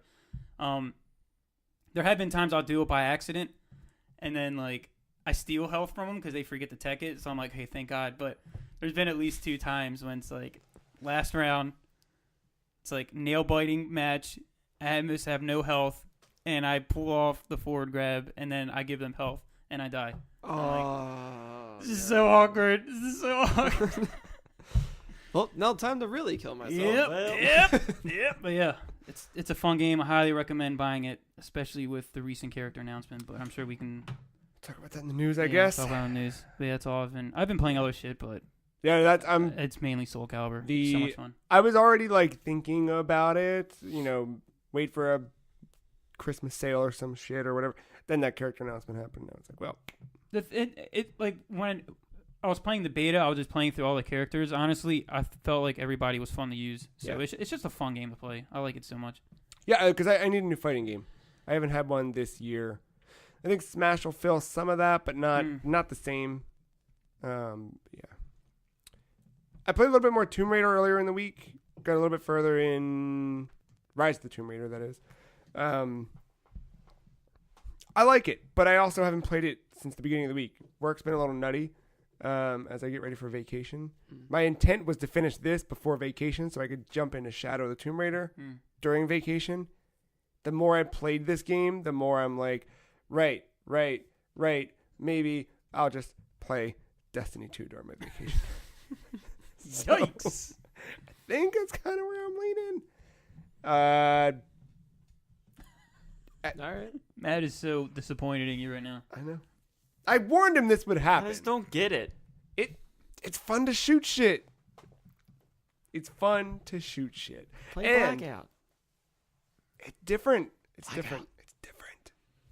Because I jumped back into Destiny, just like going back to the hub, which like the Traveler. Everything's all spooky right now. There's like spooky music playing and stuff. Is it even still the Traveler? Yeah, that's where we are. I didn't know if Forsaken changed it at all. I don't know. Like something may have, but since I haven't played Forsaken yet, like the story content. So, but when you're there, like you walk up and it points you to go to Amanda so-and-so, the one that gives you the ship after you beat the game. You know what I'm talking about? When you go and talk to her. I know the area you're in. Yeah, over where Cade was.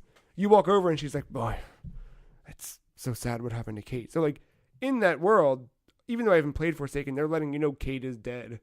But I haven't actually seen how Cade dies, so I think it's gonna happen.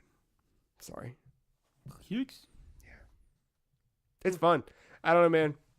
But man, when you queue into Blackout and like the countdown stops and then it's just still, like Blackout, and then you're dropping in. It's still fun, but something about Destiny, like jumping in and like I got like a dumb ghost transmat effect, so that now when I fucking land my ship, It makes a little spooky ghost come out of the ground. It's stupid as shit. I know. But, you know. I mean, if you like it, fuck it. 'Cause I remember when we were all, like, Modern Warfare came out, I was like, guys, I kind of want to play Condition Zero.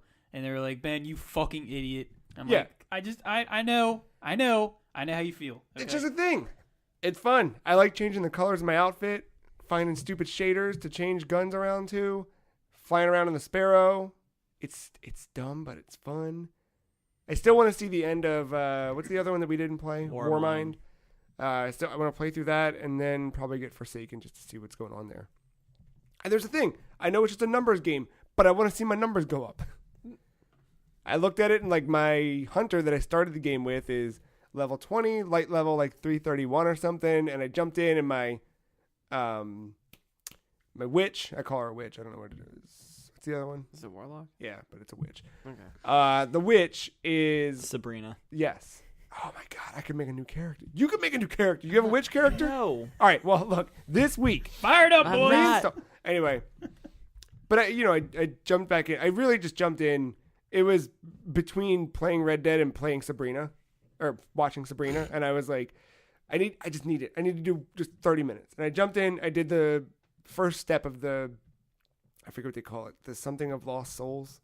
I don't know. It's the Halloween mission that's in Destiny right now.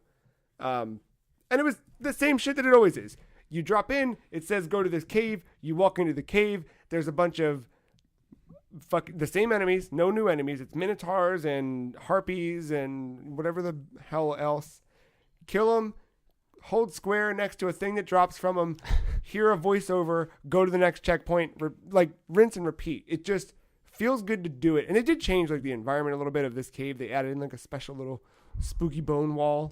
God, I'm glad they worked so hard to do that. It's a good spooky bone wall. Dude, is this Sabrina like Sabrina the Teenage Witch? It's so much better. Dude, but Satan. I'm legit. Dude, when you were like, I thought it was legit, like, what was that? Melissa Joan Hart? Yeah, I thought it was like Melissa Joan Hart came back and did like another season. I'm like, what so much better. There is no goddamn dumb cat saying wowie. I was even all right, fuck you. That cat made that show. That's true. Martin Mull, fuck. But I was talking to Faith yesterday. I was like, Joe just texted me asking if I was watching Sabrina the Teenage Witch. I wouldn't ask you if it weren't for the right reasons. Okay. Like, it's Don Draper's kid is Sabrina. So it's actually like, I don't know what. Is it like a reboot? It's like, dude, it's a whole reimagining of the character. It's called The Chilling Adventures of Sabrina. It's all about how she is leading up to her 16th birthday, the night of which she needs to have her dark baptism on the night of the blood eclipse. Well, spoilers. Satan. Chapter 10 has a picture of Baphomet, so. Oh, he's in the whole fucking thing. I'm already he's sold. In the whole thing. Already sold. I'm telling you. Already sold. There's a little bit of the, hey, I think this was originally developed for the CW. And then the rest of it is all like, yeah. Freaking CW's still a channel. What the hell, man? Life, man. TV Flash. sucks. Isn't this in the same universe as Riverdale? Yes. Yeah. All right. Because there was that line in like the second chapter or whatever. There was Riverdale. It was going to be developed as a spin-off of Riverdale. They were going to do an episode called Sabrina and then spin off into this show. And then they were like, what if we just went right to Netflix so we could put like fucking and blood and stuff in it? Yeah. Sorry. I want to put fucking blood in it. What can I do? Yeah. Did you watch Castlevania? So that's the thing. It's just season 1, but upside down. I really wanted to watch Castlevania. So the day it came out, I worked till like the early afternoon, came home, had a quick hot lunch. Soup? And no, negative. Had a sandwich with horseradish. New wasabi. Dude, horseradish is fucking... horseradish is god tier, dude. So I bought that fucking bottle, and I've made 3 sandwiches with it. Half the bottle's gone. Your butthole. I'm doing it right. Now, dude. No, she's fine. Horseradish is fucking dope. It is, dude. All right, anyway. I made a horseradish sandwich with some meats or something else, but mainly horseradish. Mm-hmm. Then we did some decorations and carved pumpkins. And do that tomorrow. And by the time we were done all of those things and whatever, then it was like Titans episode 3 drops, watch Titans, and then it was like, all right, let's start Sabrina. And then I started Castlevania. I got like 30 minutes into the first episode, or not even. First episode, they're only like 20 minutes. Okay, I was really sleepy, so then I got fucking 8 minutes. Whatever a third of the episode is, I got in that far. Got 2 minutes into the episode. Fell asleep, and then Katie came back in the room and was like, "What are you doing?" I thought we were watching Sabrina, and I was like, "Oh, fuck, yeah, okay." Put that back on. Okay. Yeah. Anyway, Destiny's all right. Probably play a little bit more this week. My vacation starts this week, so I'm stoked as heck. I'm gonna play a lot of video games, like Forsaken. I think before we jump into our quick little break, one more little free cheese memory. Foreplay episode 41. Damn it! Did I get it? Yeah, you got it. Got it. I almost didn't do this one so you could have it. Because I knew you'd do it. I started one, so. But this was before we switched names for the third time. Oh, yeah. It was, it was me, Marc, and Kyle. Mm-hmm. And so it's Foreplay episode 41, Collector's Edition. Or, what is your kayfabe? This would have been the Free Cheese episode 91, technically, if my math is right. This one is this is back when we did Question of the Week, and like revisiting this episode this week, thinking about it, made me think maybe we should bring back a Question of the Week, just because it got us all to like Ben's point of like us all playing the same thing and being able to talk about the same thing. That was even before Show and Tell, I think. Mm-hmm. It was just like, hey, let's just have a topic and just dive in. Yeah, like I think we should revisit that idea. But this one was, if you were placed in charge of creating the definitive collection for a video game franchise, how would you compile the games and what would you include inside of the box? And we talked about, mine was Earthbound, and just what I would do with that game.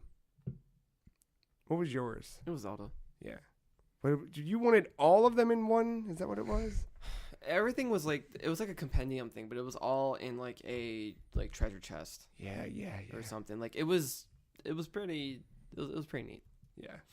Something about that night just clicked when we recorded. Like I still remember sitting there. I remember exactly where we were. And that's when we came up with the brochure ideas. Yeah. Because Kyle did Pokemon. Yeah. And then it started going down that rabbit hole. Yeah, we had a whole idea for us making. It was like little like pamphlets for each town in Kanto. Yeah, and giving you like tips on what to do in each town and everything. It was written out as if it really existed. I mean, Kanto exists, but those towns. Yeah. No, there was just a special episode. Like you walk out, nothing like creative. Yeah, and like we walk out of a lot of episodes, and I'm like, that was a damn good episode. But we're just hyping each other up, I think. That one, we were just, I don't know, riffing off of each other in a really good way. Yeah, I like that one. And to that, we'll take our break and we'll come back, and we got a little bit of news this week. A little bit of Soul Calibur VI character announcements, some follow-up to the happenings at Rockstar Games, and a little bit more. We'll be right back.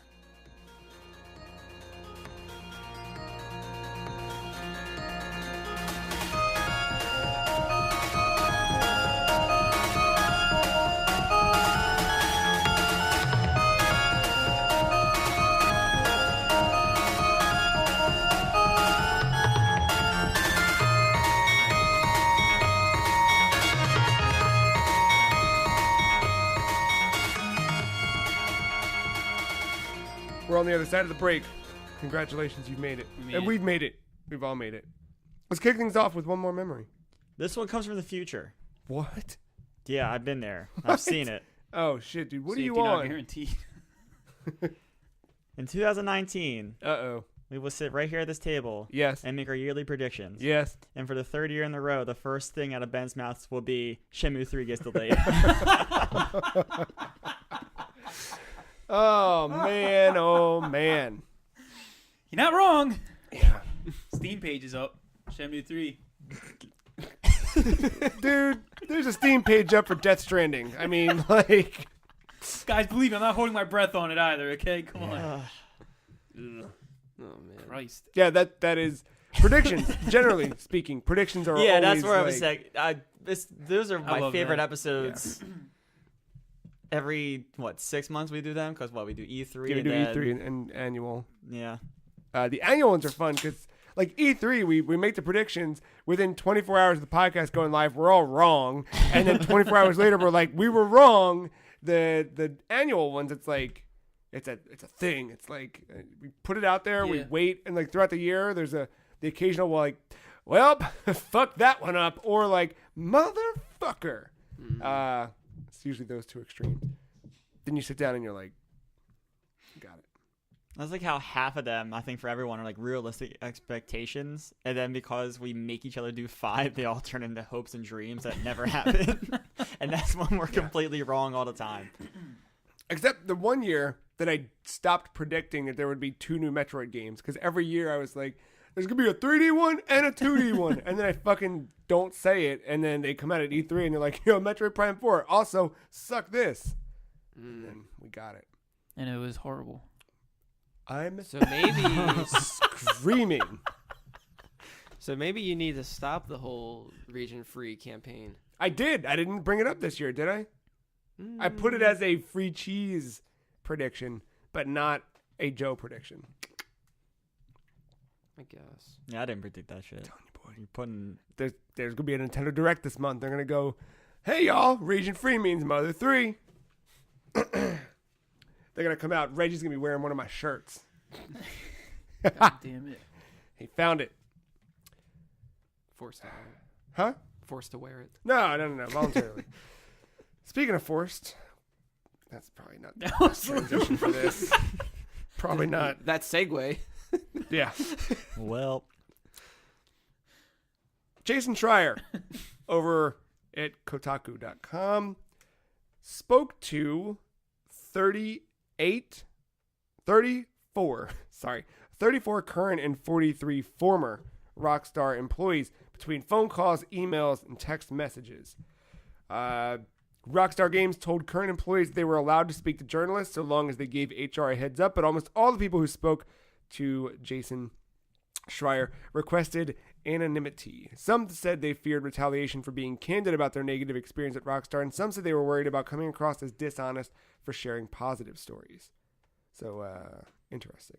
So this is in the wake of that article with the New York Magazine? Yes, the New York Magazine, where Dan Houser said he was working 100-hour weeks to get the game out the door, which started pointing everybody's fingers at Rockstar, saying, whoa, crunch cannot happen. What do you mean? The idea behind this is that earlier this year during development, after the game had been delayed from April to 2018, to October, they decided that the cutscenes in the game would benefit from the cinematic black bars being added over top of them, which is one of the reasons why they went back to work on the game. The problem is that the game was already delayed internally before it was known to the public, and then twice publicly it's been delayed. And that meant that they could not afford another delay before the 2018, or before the October release date. So, many people at Rockstar, supposedly, according to all these accounts, were working average weekly hours, coming close to 55 or 60 hours. Roughly 6 10-hour days. Oh boy. And then Katie died. Yes. Most current and former Rockstar employees said they had been asked or felt compelled to work nights and weekends. Some were on hourly contracts, got paid for overtime, but many were salaried and didn't receive any compensation for the extra hours. Those of the company hope that their 2018 bonuses, expected to be significant if Red Dead 2 does well enough, will make up for that. It's like they question if it was going to be bad. Like, why? Well, but depending, right? Like, they might have a certain number in mind for what they need to hit in order to... Yeah. I just don't know the last time Rockstar did poorly lately. They probably know that, too. And knowing that, they probably have a really high bar set for That's what, true, you know? Days since we fucked up. Right. Yeah. So, from January through March, Rockstar employees, these are statistics that Rockstar shared with Kotaku and other outlets, including the average reported weekly hours across all of its offices from January to September. From January to March, 42.4 hours on average. April to June, 45.5. July through September, 45.8 reported. Those were right from Rockstar. And there were things that said, like, hey, there are absolutely people who at various times worked really long hours. There's also individuals who are exaggerating what their actual hours were and have, as we have confirmed, their self-reported numbers at the time as substantially lower from what they recall having done in their online postings. And we've offered to share the evidence of that with you if given permission from those people. This is directly from... I only have the last name here because I'm too far down in the article. Kobe from Rockstar. I don't have the... Yep. Jennifer Kobe, who oversees all of Rockstar Studios. So those numbers came from that, and that was her quote. Other people who spoke to Jason Schreier talked about the idea that, leaving early on a weekday or not coming on the weekend, you'd get dirty looks. This is someone who is a former employee of Rockstar San Diego who said they worked an average of 70 hours a week during Red Dead Redemption. You'd feel the stare down, and sometimes you'd see it as you were leaving. There was this culture of, if you don't put in the hours, you're not worth working here. The idea being that it should be a privilege to serve in this organization, and if you don't agree with that, there's a long line of people waiting to take your place.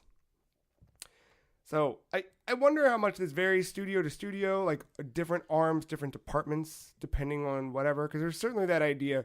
I mean, any place you work, there's always going to be those departments where whatever, right? Yeah.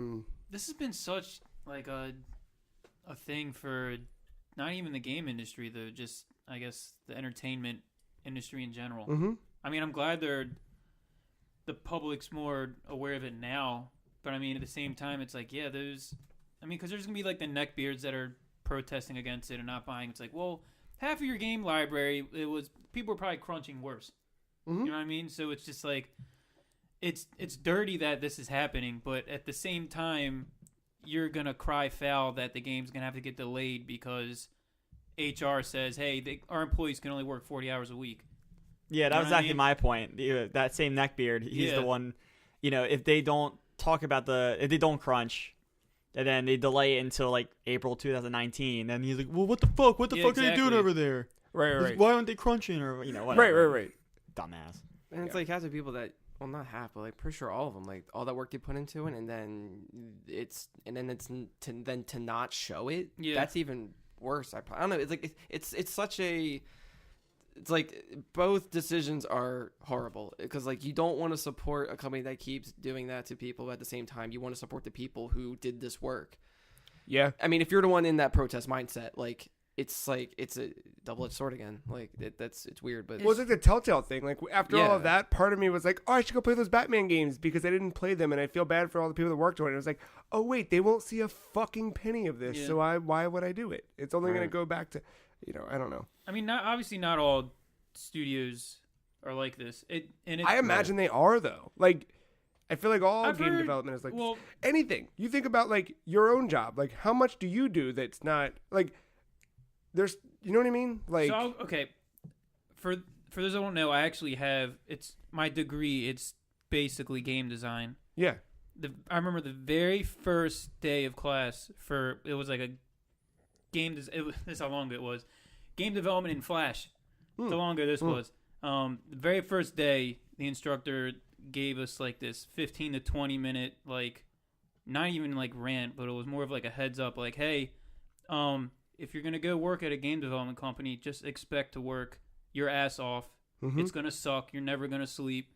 Crunch is a real thing. It's going to happen. You're going to love to make games and play games, but at the same time, you're not going to have friends or family. I'm like, oh, I guess I'm not going into the game industry. Right. It's like, I remember that, that specifically. I was like, nah, it's not worth it. Unless you're like an indie developer. Yeah. But even then, like, you see movies like... It's probably even worse. What was that movie? Where you have a mental breakdown and not make Fez 2. Indie Game the movie. Is that what it was? It had Fez and then... Yeah. It's like, Yeah, crunch is a thing. Like it's when I did the game jams, my very first game jam. When I said I didn't sleep all weekend, I did not sleep all weekend. It was bad. Like, is a lot of this crunch initially started because of they maybe announced a window that was probably unrealistic? I mean, there's not one. There's the public perception, right? Announcing a game to the public and having to meet those needs. But a lot of these companies, at least big companies like this, it's a shareholder thing, right? How much money can we keep putting into a thing before A, it's announced to the public, B, you release it, like all of those things. Like, it's all a numbers. Because wasn't there one where like they announced a game in the window and the developer was like, "What?" Yeah. I guess I'm fucking making this. Thanks, E3.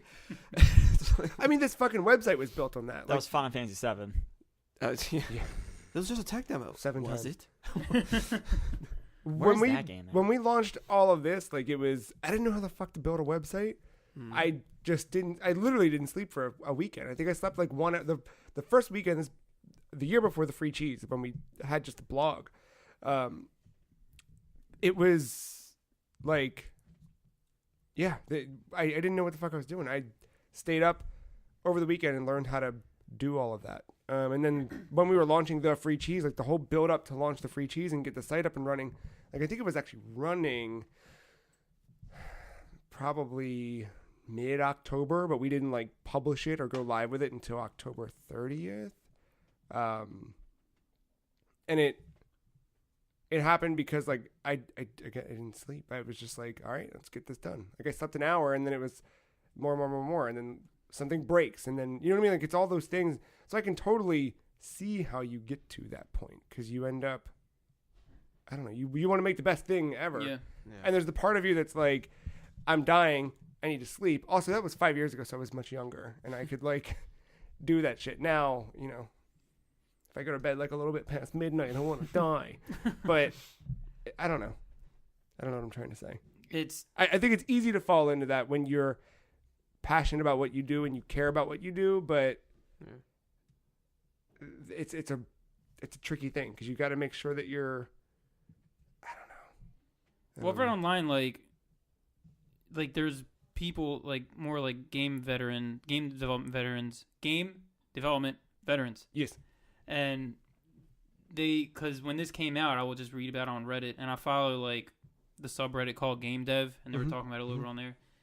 And a lot of guys were like, yeah, I'm like in my 30s now. When I was mainly doing games, this was a real thing, and I actually have permanent health issues from crunching, just from working in these older studios. Yeah. So it's like, what I take from it, crunch is to be expected, but if it's something like all the time, like if it's like a week of crunch, it's gonna happen, unfortunately. But like what this sounds like, it's like they do nothing but crunch. It's like as soon as they put on the drawing board Red Dead 2, like, all right, guys, we have to get the first half of the game done in the first week. Go. And everybody's like, what? And then just pure chaos. But it's... And, like, what's the alternative, right? Because it is that thing of... Yeah. You need to appease so many different external parties, so what do you do? What do you do? Hire more people? Well, that's going to cost a lot more money. What do you do? Delay the game again? Well, that's going to cause... That's going to cost more money. It's going to cost more money. It's going to cause rage, too. So then you start cutting content, and then it's like, well, someone's mad, right? Either you're cutting stuff that's already been created, you're cutting stuff that people wanted to create, or whatever it is, or you're taking away from the overall idea of the project. And, like, you know, some of the best creativity comes out of limitation, but limiting stuff that's... It's a weird... And there's a lot more moving pieces to this than just the developer, too. You know, we mentioned the publisher before, but, you know, there is a science to a good marketing ramp. And all that pre-plan is done well before the release of the game, and especially something like Red Dead, because you can't turn on the fucking TV without seeing a Red Dead commercial at this point. Yep. Sure. That game blew up, man. Even the fucking Kotaku article reading about this has Red Dead ads littered all through the fucking thing. All over it. Right, but like, you know, and that's just... Oh, well, yeah. The Activision's marketing part, yeah. But, you know, like, you know, that requires intense planning as well, and there's just a lot of moving parts for this one thing. And if it's if everything else is set in the development arm is the one that's lagging, well, then the development arm's got to be the one to pick it up. Yeah. That's how it is.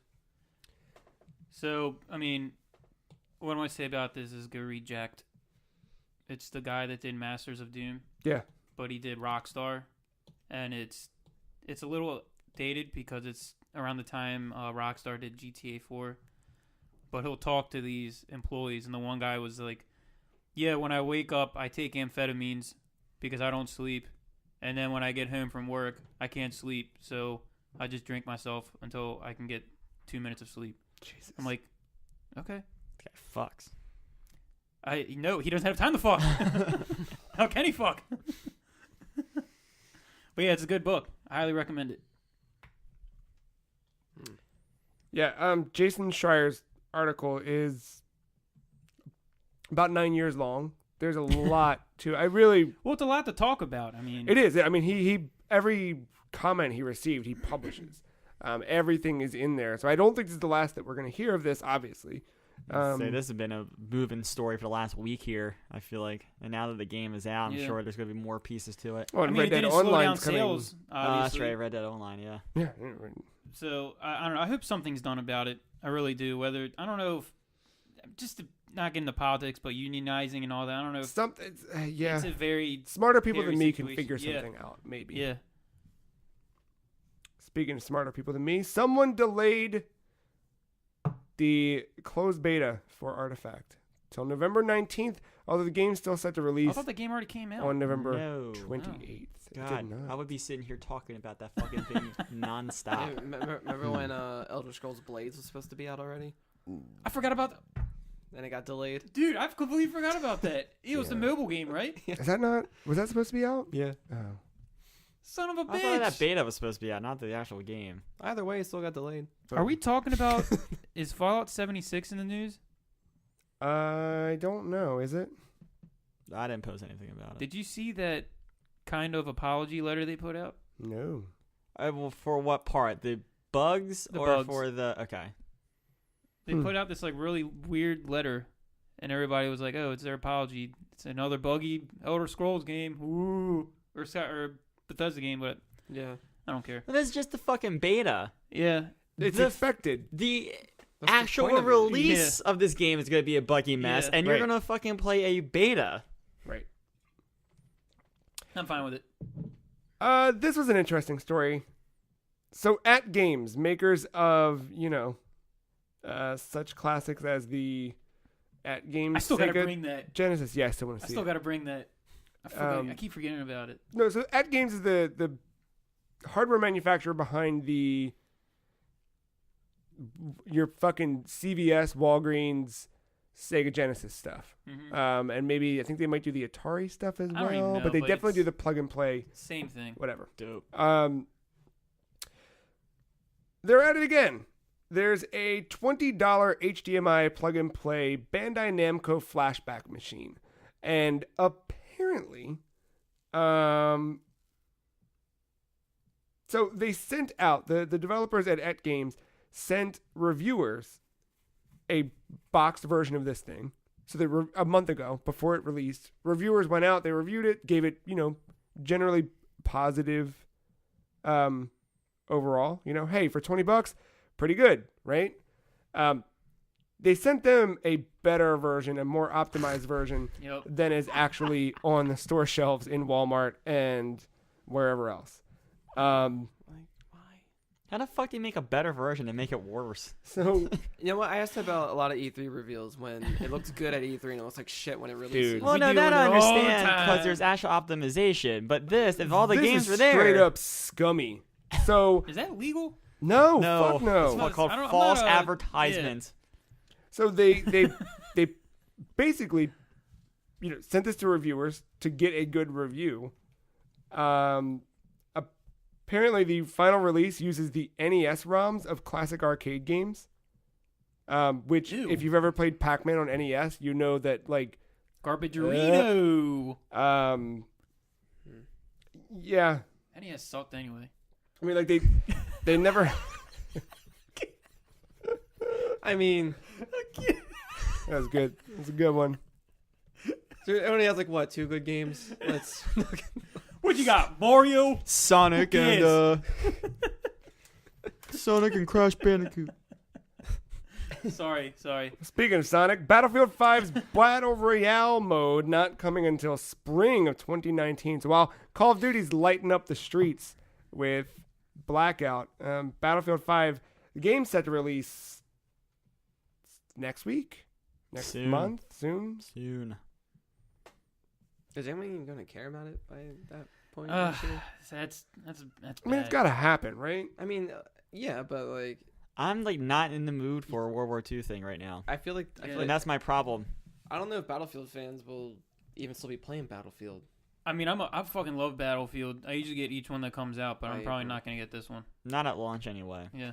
A big thing with this right now is this is one of those games I play with Nick a lot, and then he's in fucking grad school. He's got homework up to his ass, so he's never available to play anything. Which is why I don't think I'm getting 76 either at launch. Yeah. There goes their Christmas sales, though. Yeah. No, for real though. Speaking of Sonic, Team Sonic's been delayed till spring of 2019 as well. I'm so fucking bummed about that. I was really looking forward to that game this fall. What game? Team Sonic Racing. Oh, the follow-up to the team that made Sonic. No, sorry. What are you talking about? No, this was the new Sonic kart racer thing, which you never played Transformed, right? We've talked about this. I thought I played it here. Yeah, but like you haven't played it. I haven't played it. You need to fucking. Not really. Right, well, I'm gonna buy it for you, so there, it's done. All right. I think I already own it. But I'm gonna buy it again. There you go. The Nintendo Switch is this coming out on more than one or just Switch? Anyway, there's a controller. Crash Bandicoot Insane Trilogy bundle. It comes with this dope ass looking damn, that was cool as Pro fuck. controller. So I actually saw a bunch of these in Target the other day. I think Target's doing these for a lot of Switch games where you get these controllers. Yeah. There's a Metroid branded one. There's also the ones that are wired. Yeah. Maybe that's the one I saw. I can't remember. They're not official, are they? Yeah. They're not. I mean, I would say they're Power A is the they're supported by Nintendo. You know what I mean? Like it's licensed by Nintendo, but not manufactured by Nintendo. That's what I meant. Oh, okay. Yeah. But yeah, kind of weird, kind of cool. Also, I guess related to Crash, I didn't put it in. I think I just saw it today or yesterday, but they're doing a bundle of Spyro Reignited and Crash Insane together. I saw that. That's wild. I think it's on multiple platforms too. I mean, yeah, not Switch. Makes sense. So wait, does it mean that like for every fucking game that comes out on the Switch, there's gonna be a Switch version of it? There better be. Metroid, Switch, Animal Crossing. Because if that's the case, I'll just wait till Animal Crossing. Well, you don't have to wait much longer. Yeah. Well, they're not going to be able to put it out next year because they can't crunch anymore. Speaking of not waiting much longer, Resident Evil 0, and that's the remake, by the way. Resident Evil 0 and Resident Evil 4 are coming to Nintendo Switch in 2019, says Capcom. God dope. It's easy money right there, man. Yeah. Fucking me, $20. I'm excited because I've been having a fucking blast playing Resident Evil for our new series under my umbrella. I've been watching videos, and I'm not gonna admit I am sitting there screaming. I know you are. I know. Yeah. It's tough. I know. I get it. But I like it though because it's watching some. It's a watching through your perspective. It's refreshing. Yeah. It is. Refreshing. I don't know. I'm gonna go hang myself after this episode. So. Yeah, no, it's fun playing it, but I'm thinking about then getting it next year on Switch just to have it like that'll be my time. You know what I mean? See that I got excited thinking about that because that's how I played Lone Survivor and Super Metroid on Wii U. Oh yeah. Lights out. Yeah. Huddle up on the couch. Wait, Lone Survivor. Is that the 2D horror game, not the movie? Never mind. I thought you were referencing another Resident Evil title called Lone Survivor. Because I think there might be one that's similar to that name. I think maybe it's just Survivor. Lone Survivor. Is that the first person one? Kind of. Yeah. I mean, there's one on PS2 and then there's one on PS1 during the PS2's life cycle. Survivor. I have that. On PS1. Yeah, that's... Mm-hmm. Whew. But yeah, I recommend playing Resident Evil that way. I wonder if 4 on Switch is going to have the motion controls. I most certainly hope not. I hope it does. Or it is an option. Seriously, did you never play that with motion on Wii? I never played it. It was... No, apparently that was like great. I mean, I played a little bit. Yeah, no, it was really good.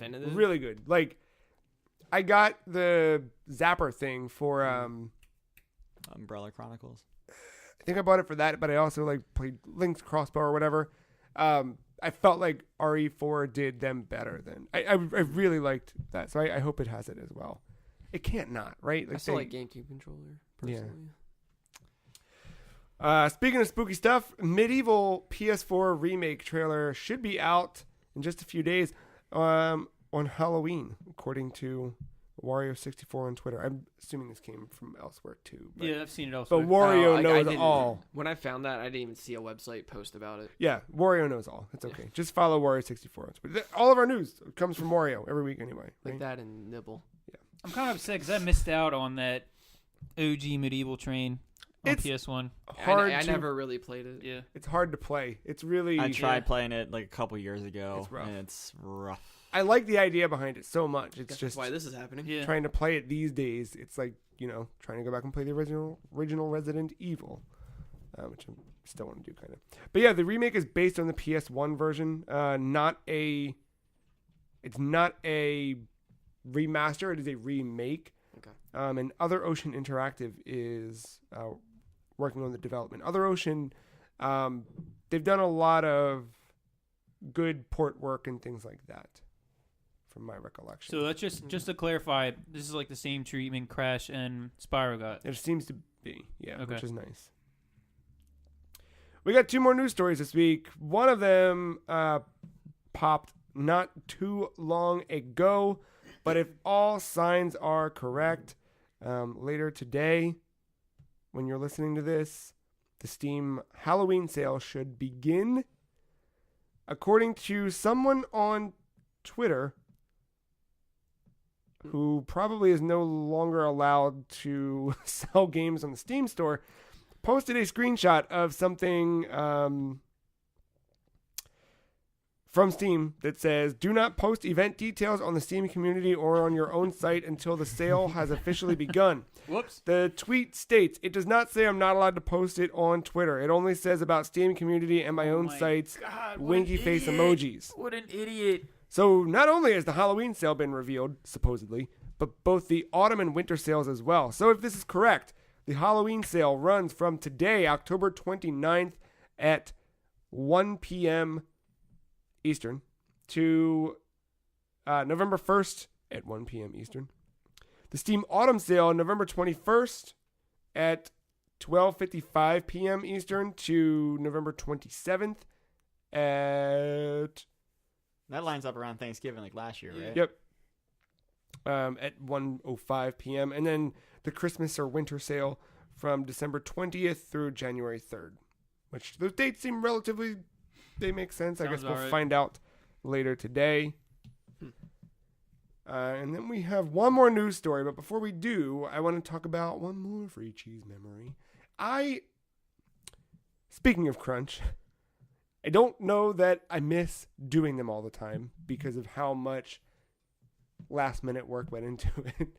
But the cover stories, when we started rolling those out a couple years ago, that too, it was another one of those things where it got us all talking and thinking about the same things each month or whatever. We had kind of a filter to put the website through each month. And I loved like coming up with the art, like collaborating on that and designing things, and then kind of plotting out what the month at a time was going to look like. A lot more went into that on the back end, which made it really difficult to keep doing. But I like that we had that period. Like I like that we've got a collection where we can go back and look at all the covers that we ever did, and it's really a neat thing. I like that Guile versus Will Smith one. Dude, that up on your dude. That episode, Foreplay episode 18, we Guile goes with something, and we the Guile theme music. Goes with everything. Yeah. Someone, yeah, well, I forget the name of the episode title, but we ended up, someone wrote in to the podcast. Yeah, it was Guile's theme goes with Foreplay was the episode title.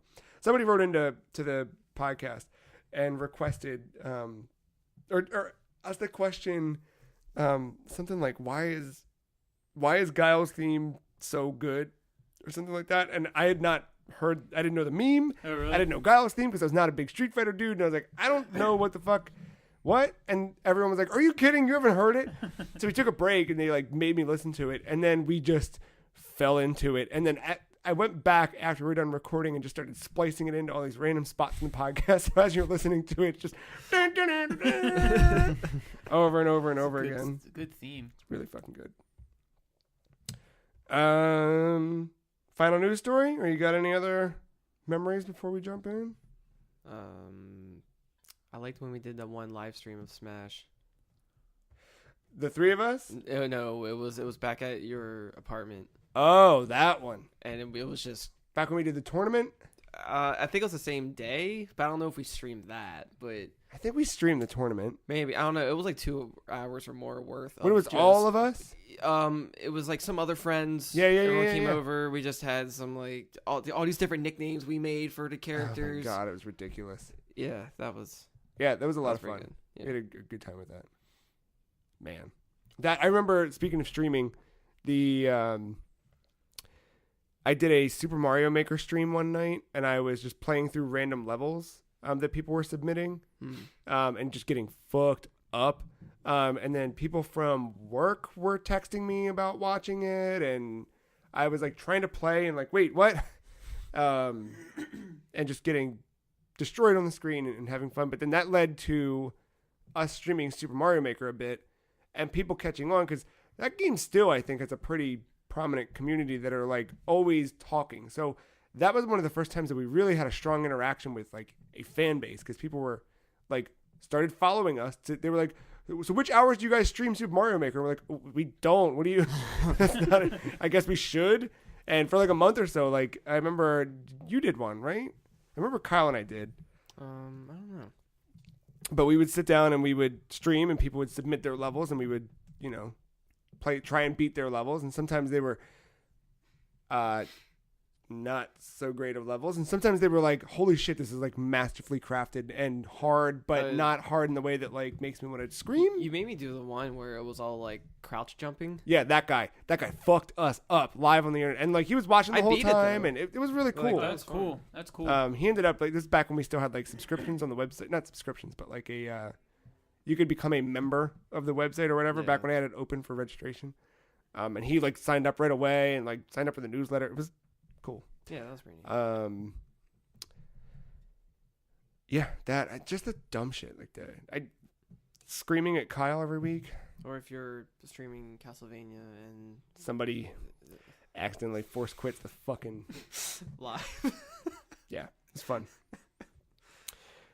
All right, final news story. The Super Smash Bros. Ultimate roster may have just been leaked. Ben, how much of this do you already know? I don't know any of it, and I don't care. So you can go ahead. You sure? Positivo, Brumito. Okay, listeners, if you would prefer not to hear the potential final Super Smash Bros. Ultimate, should we even talk about this? Why not? I mean, you already started. You already opened it. I know, but I feel bad. So, disclaimer, it's not confirmed. It's just a highly but I feel credible bad rumor. This stuff always makes me, because it is the thing where you read it and you're like, wow, and then you go, fuck. See, this is why I didn't look it up, and I don't care, because I'll play Smash, whatever. I'm not deep into it, but even for games that I do care about, when there's like leaks like that, I'm like, why would I look that up? All right. Why would I ruin that? Like, rather than day of when they announce it or buying the game. Let's do this, because I don't want to promote leaking things. I don't want to promote any of this shit. I think it sucks that a bunch of people who worked really hard to keep this stuff secret had their secret spoiled. Yeah, that's a good point. So how about, Ben, you tell me who you wish of, above all, is part of the final roster, and then we'll close this out and talk about the real final news story of the week. Ryo from Shenmue. All right. Time will tell. Find out on December 7th, or maybe later this month if there's a Nintendo Direct. Last but not least, certainly not least, brought to you by the Free Cheese Game of the Year 2017. That's right. 2B, Yorha Unit Type 2B, coming to Soul Calibur VI, which sold me on that motherfucking game. So, I don't know if you guys are friends with Akko on Steam, but he's already logged like well over probably 60 hours now since the game came So out. I looked because earlier when you were talking about it and you were like talking about all the weird like frame animations and all this, I was like, dude, you fucking played this game. And I looked, oh my god, I just looked at Akko's fucking thing. Yeah, you're at like 10 hours. Yeah. Akko's at 60. Yeah. So I bring that up because he knows Nier. Yeah. I think he has it, but he just hasn't played through it. Oh my god, fool. And then, because I'm part of like a fighting game group chat. Yeah. And we were talking about it, and Akko was like, God damn, dude, they're like, the fucking official art of her is like half of her butt showing. I'm like, you don't even know, dude. Yeah. Stop what you're doing. Play some Nier.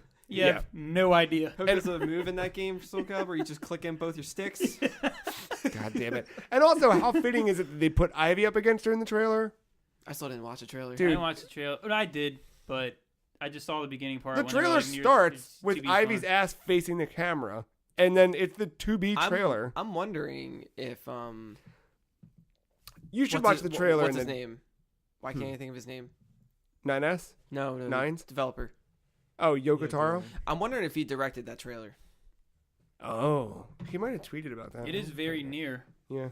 So I wouldn't be surprised. It's very rear, am I right? Hey. It didn't have the good music, though. That I trailer. hate everything. Gotta be a part of this ass podcast. 5 years of free cheese memories, man. You do know, Ass though, podcast. you have to purchase her. If you buy Soul Calibur base version, it's not going to have her. Shit. All right, Yeah, just letting you know. Don't you worry. Kind of just like how Tira is in the game, but you still have to buy her separately. Oh, like Darkseid was. Yeah, it's $5.99 or something like that. Yeah, I have the deluxe version, so I get season pass. So should I buy the deluxe? Probably. I mean, if you just want 2B, just get 2B. Probably cheaper in the long run. I mean, are there any other Soul Calibur characters? There's supposed to be more coming. I mean, I know there's supposed to be more, but I'm talking to this Joe season pass- specifically. Is there anything he wants out of a Soul Calibur? Does he even know the franchise that well? Heck no. Then I would just get 2B. Like, there's only like one more character left to announce. I think so. Yeah. Hope it's Goku. That would be wild. That would be wild. No. What would Goku use it? Yeah, that's impossible. He used to use a staff. I wouldn't want him though. I think I would want Chrono. Like for real. Oh my god. That or Raziel. That would be perfect. Yeah, I don't know. I'm very excited. Super excited. Who makes Soul Calibur? Bandai Namco. Yeah. Same people do Tekken. Isn't Naruto? Isn't he a Bandai boy? They publish the games. But yeah, I mean, fuck, Noctis is in the wrong fighting game. I think. Like if they were gonna put him in one. Negan's coming in Tekken, dude. Anything at this rate, anything's possible. Yeah. Anyway, that is gonna do it for us, I think. Right? Mm-hmm. On this here. Yeah. Episode 271 of the Free Cheese. This week we got some stuff happening. Under My Umbrella episode 5 goes up today. We're checking it off, baby. We are getting it going. Last week we took our first trip to Hokkaido, Japan in Hitman with a Hammer episode 19. Stay tuned for 20. Maybe we'll get through Japan. Maybe we won't. But we better because we've only got a couple weeks till Hitman 2 releases. We'll have that now playing Black Ops Go Up. We'll have Matt and I play a little Rocket League. Forza hit the site last week if you want to see Matt and I expertly drive cars through the spring roads. What else am I missing? You got it all. I think I had it all.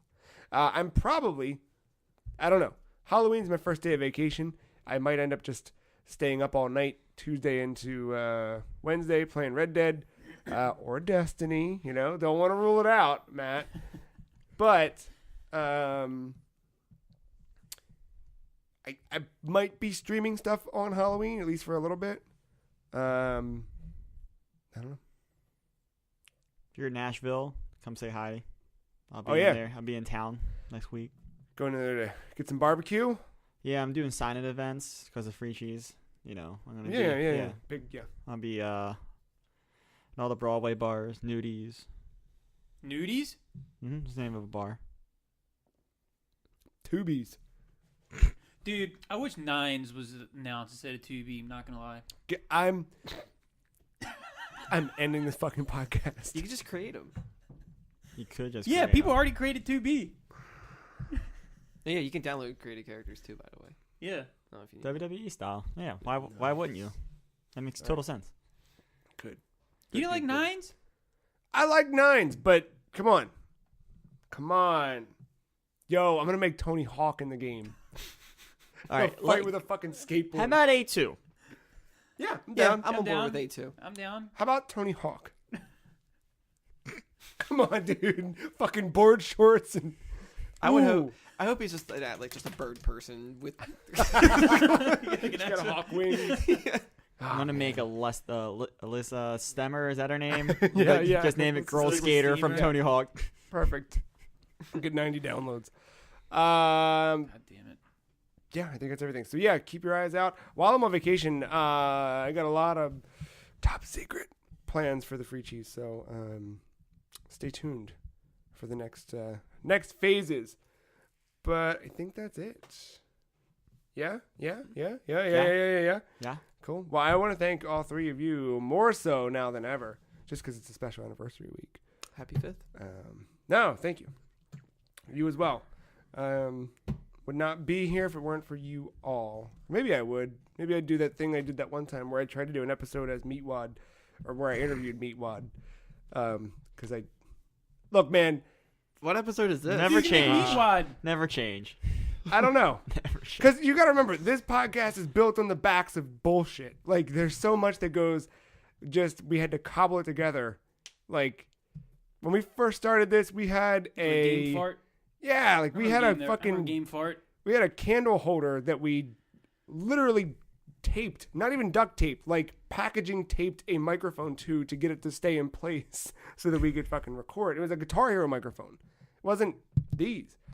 Everything's always been about like, okay, things are on fire. Let's see if we can put out 3 of them and let one burn and just go forward. And there was an episode where last minute, because look, no one is holding us. There's nothing saying you must put an episode up this day or this time or whatever, but I am. So if I'm that voice, we hit a thing and I was like, well, everyone bailed last. This was years ago. Like in the first year maybe of the podcast, before the free cheese existed. And it was like last minute. Podcast was supposed to go up that night. Everybody bailed like on the drive there. And nice. I was like, well, gotta do it. And I sat down and just started asking Meatwad questions. And then Meatwad answered some questions on the other side of it. He just got in there and he said what he was going to say. You know what I'm saying, boy? It's all right. Aqua Teen sucks anyway, so. I'm screaming. No. You just made a huge analogy of the free cheese being like the PSN. 4 fires, put 3 out, let the other one burn, and here we are. You might break the entire PSN when you change your name, so. It's okay. You still can't play PS1 games on your fucking PS4, so. Apparently you don't want to, Jim Ryan. That's another free cheese memory of all.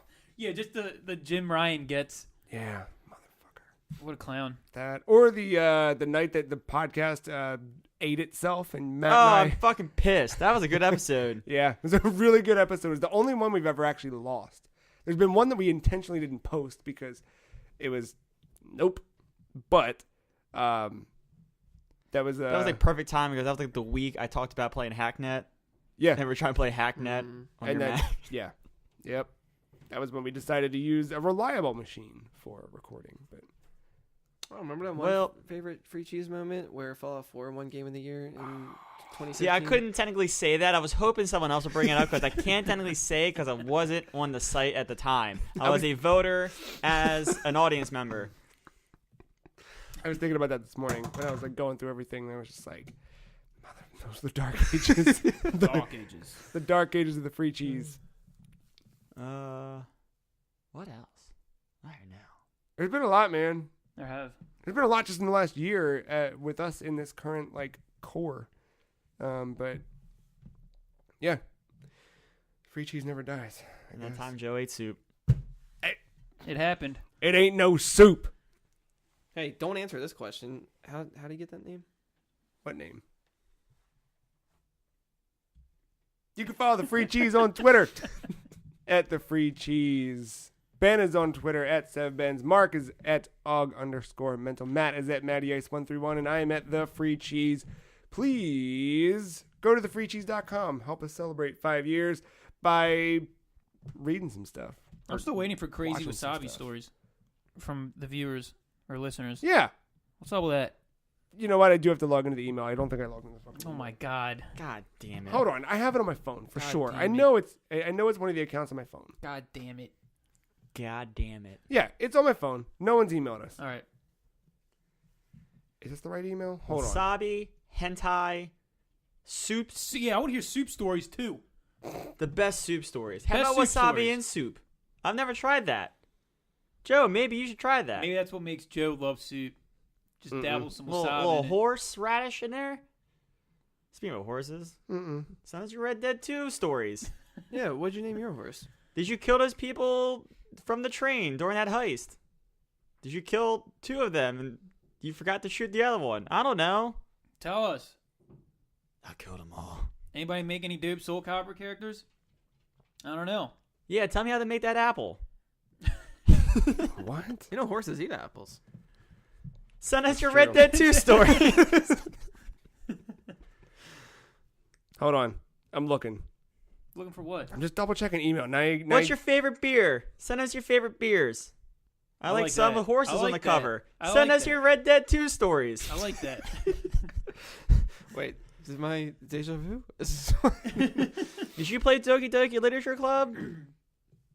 How did that make you feel? What also, team? What send team us are your you Red Dead 2 story. Now, what Joe, do I'm you- running out of things to stall, obviously. No. You got this. You got this. Hey, what's your favorite candle? Red Dead 2 story. What's that one smell like? Cowboys. Redemption. Horses' balls. Mm. Um. They expand and contract in the weather. And I that can't do it again. I was about to do it again. I can't do it again. Yep. Nope. Goose egg. You know what? I'm glad I didn't name my horse Harry Trotter. God damn it. I was thinking about it, but then there was also LL Cool Nay. I don't know if this is a That's this is good. That's good. I don't know if this is the free cheese moment, but this past summer we were playing Splatoon online for free, by the way. When Marc was changing his name every week, and it was always interesting to log into my Switch to see what Marc's name became for those few days. Donkey Bong was the last one, wasn't it? Jesus Christ. Yeah, but I also had a like squid themed names as well. You had your Swim Shady. Did you have like a Yeah, Squid Walker or something? Oh, Crawl Walker. Crawl Walker. Shit. Finn Diesel. Squid Rock. Bob Marlin. Krill Smith. Hank Krill. Kale Gribble. Macklemore. Kale Gribble. Macklemore. Orca Winfrey. And then another LL. That's good. Stingray. I think we got a few emails. Need a loan? Oh, great. yes. Or hold on, we got Oh, wait. Remember Snow White? Oh, yeah. The Twitter thing, The right? Twitter bot. The Twitter sex Oh bot. man, that was a really good free cheese memory. Push me hard on a dick. Oh, the end of Miiverse, too. Speaking of things that were totally inappropriate. Yeah. Yeah. Sonic Memeverse. We got an email from knifebelt.com. Need knife skins? Grab your $49.95 knife belt free while supplies last. Free belt! Pretty good one. Oh, the knife has a serrated blade. Of course it would. We did get one. Let me see what this is. This is regarding your podcast. Oh, wait. So have we been saying email us and we haven't been checking the email? Yes. Is that okay. Just want to make sure. Sounds Oh, good. Halloween was good. What? I wasn't here last week to talk about it. Oh, yeah. It was good. Yeah. He had a hammer, like a hitman. That was a good shot. That's nice. Yeah. Send us your Red Dead 2 stories.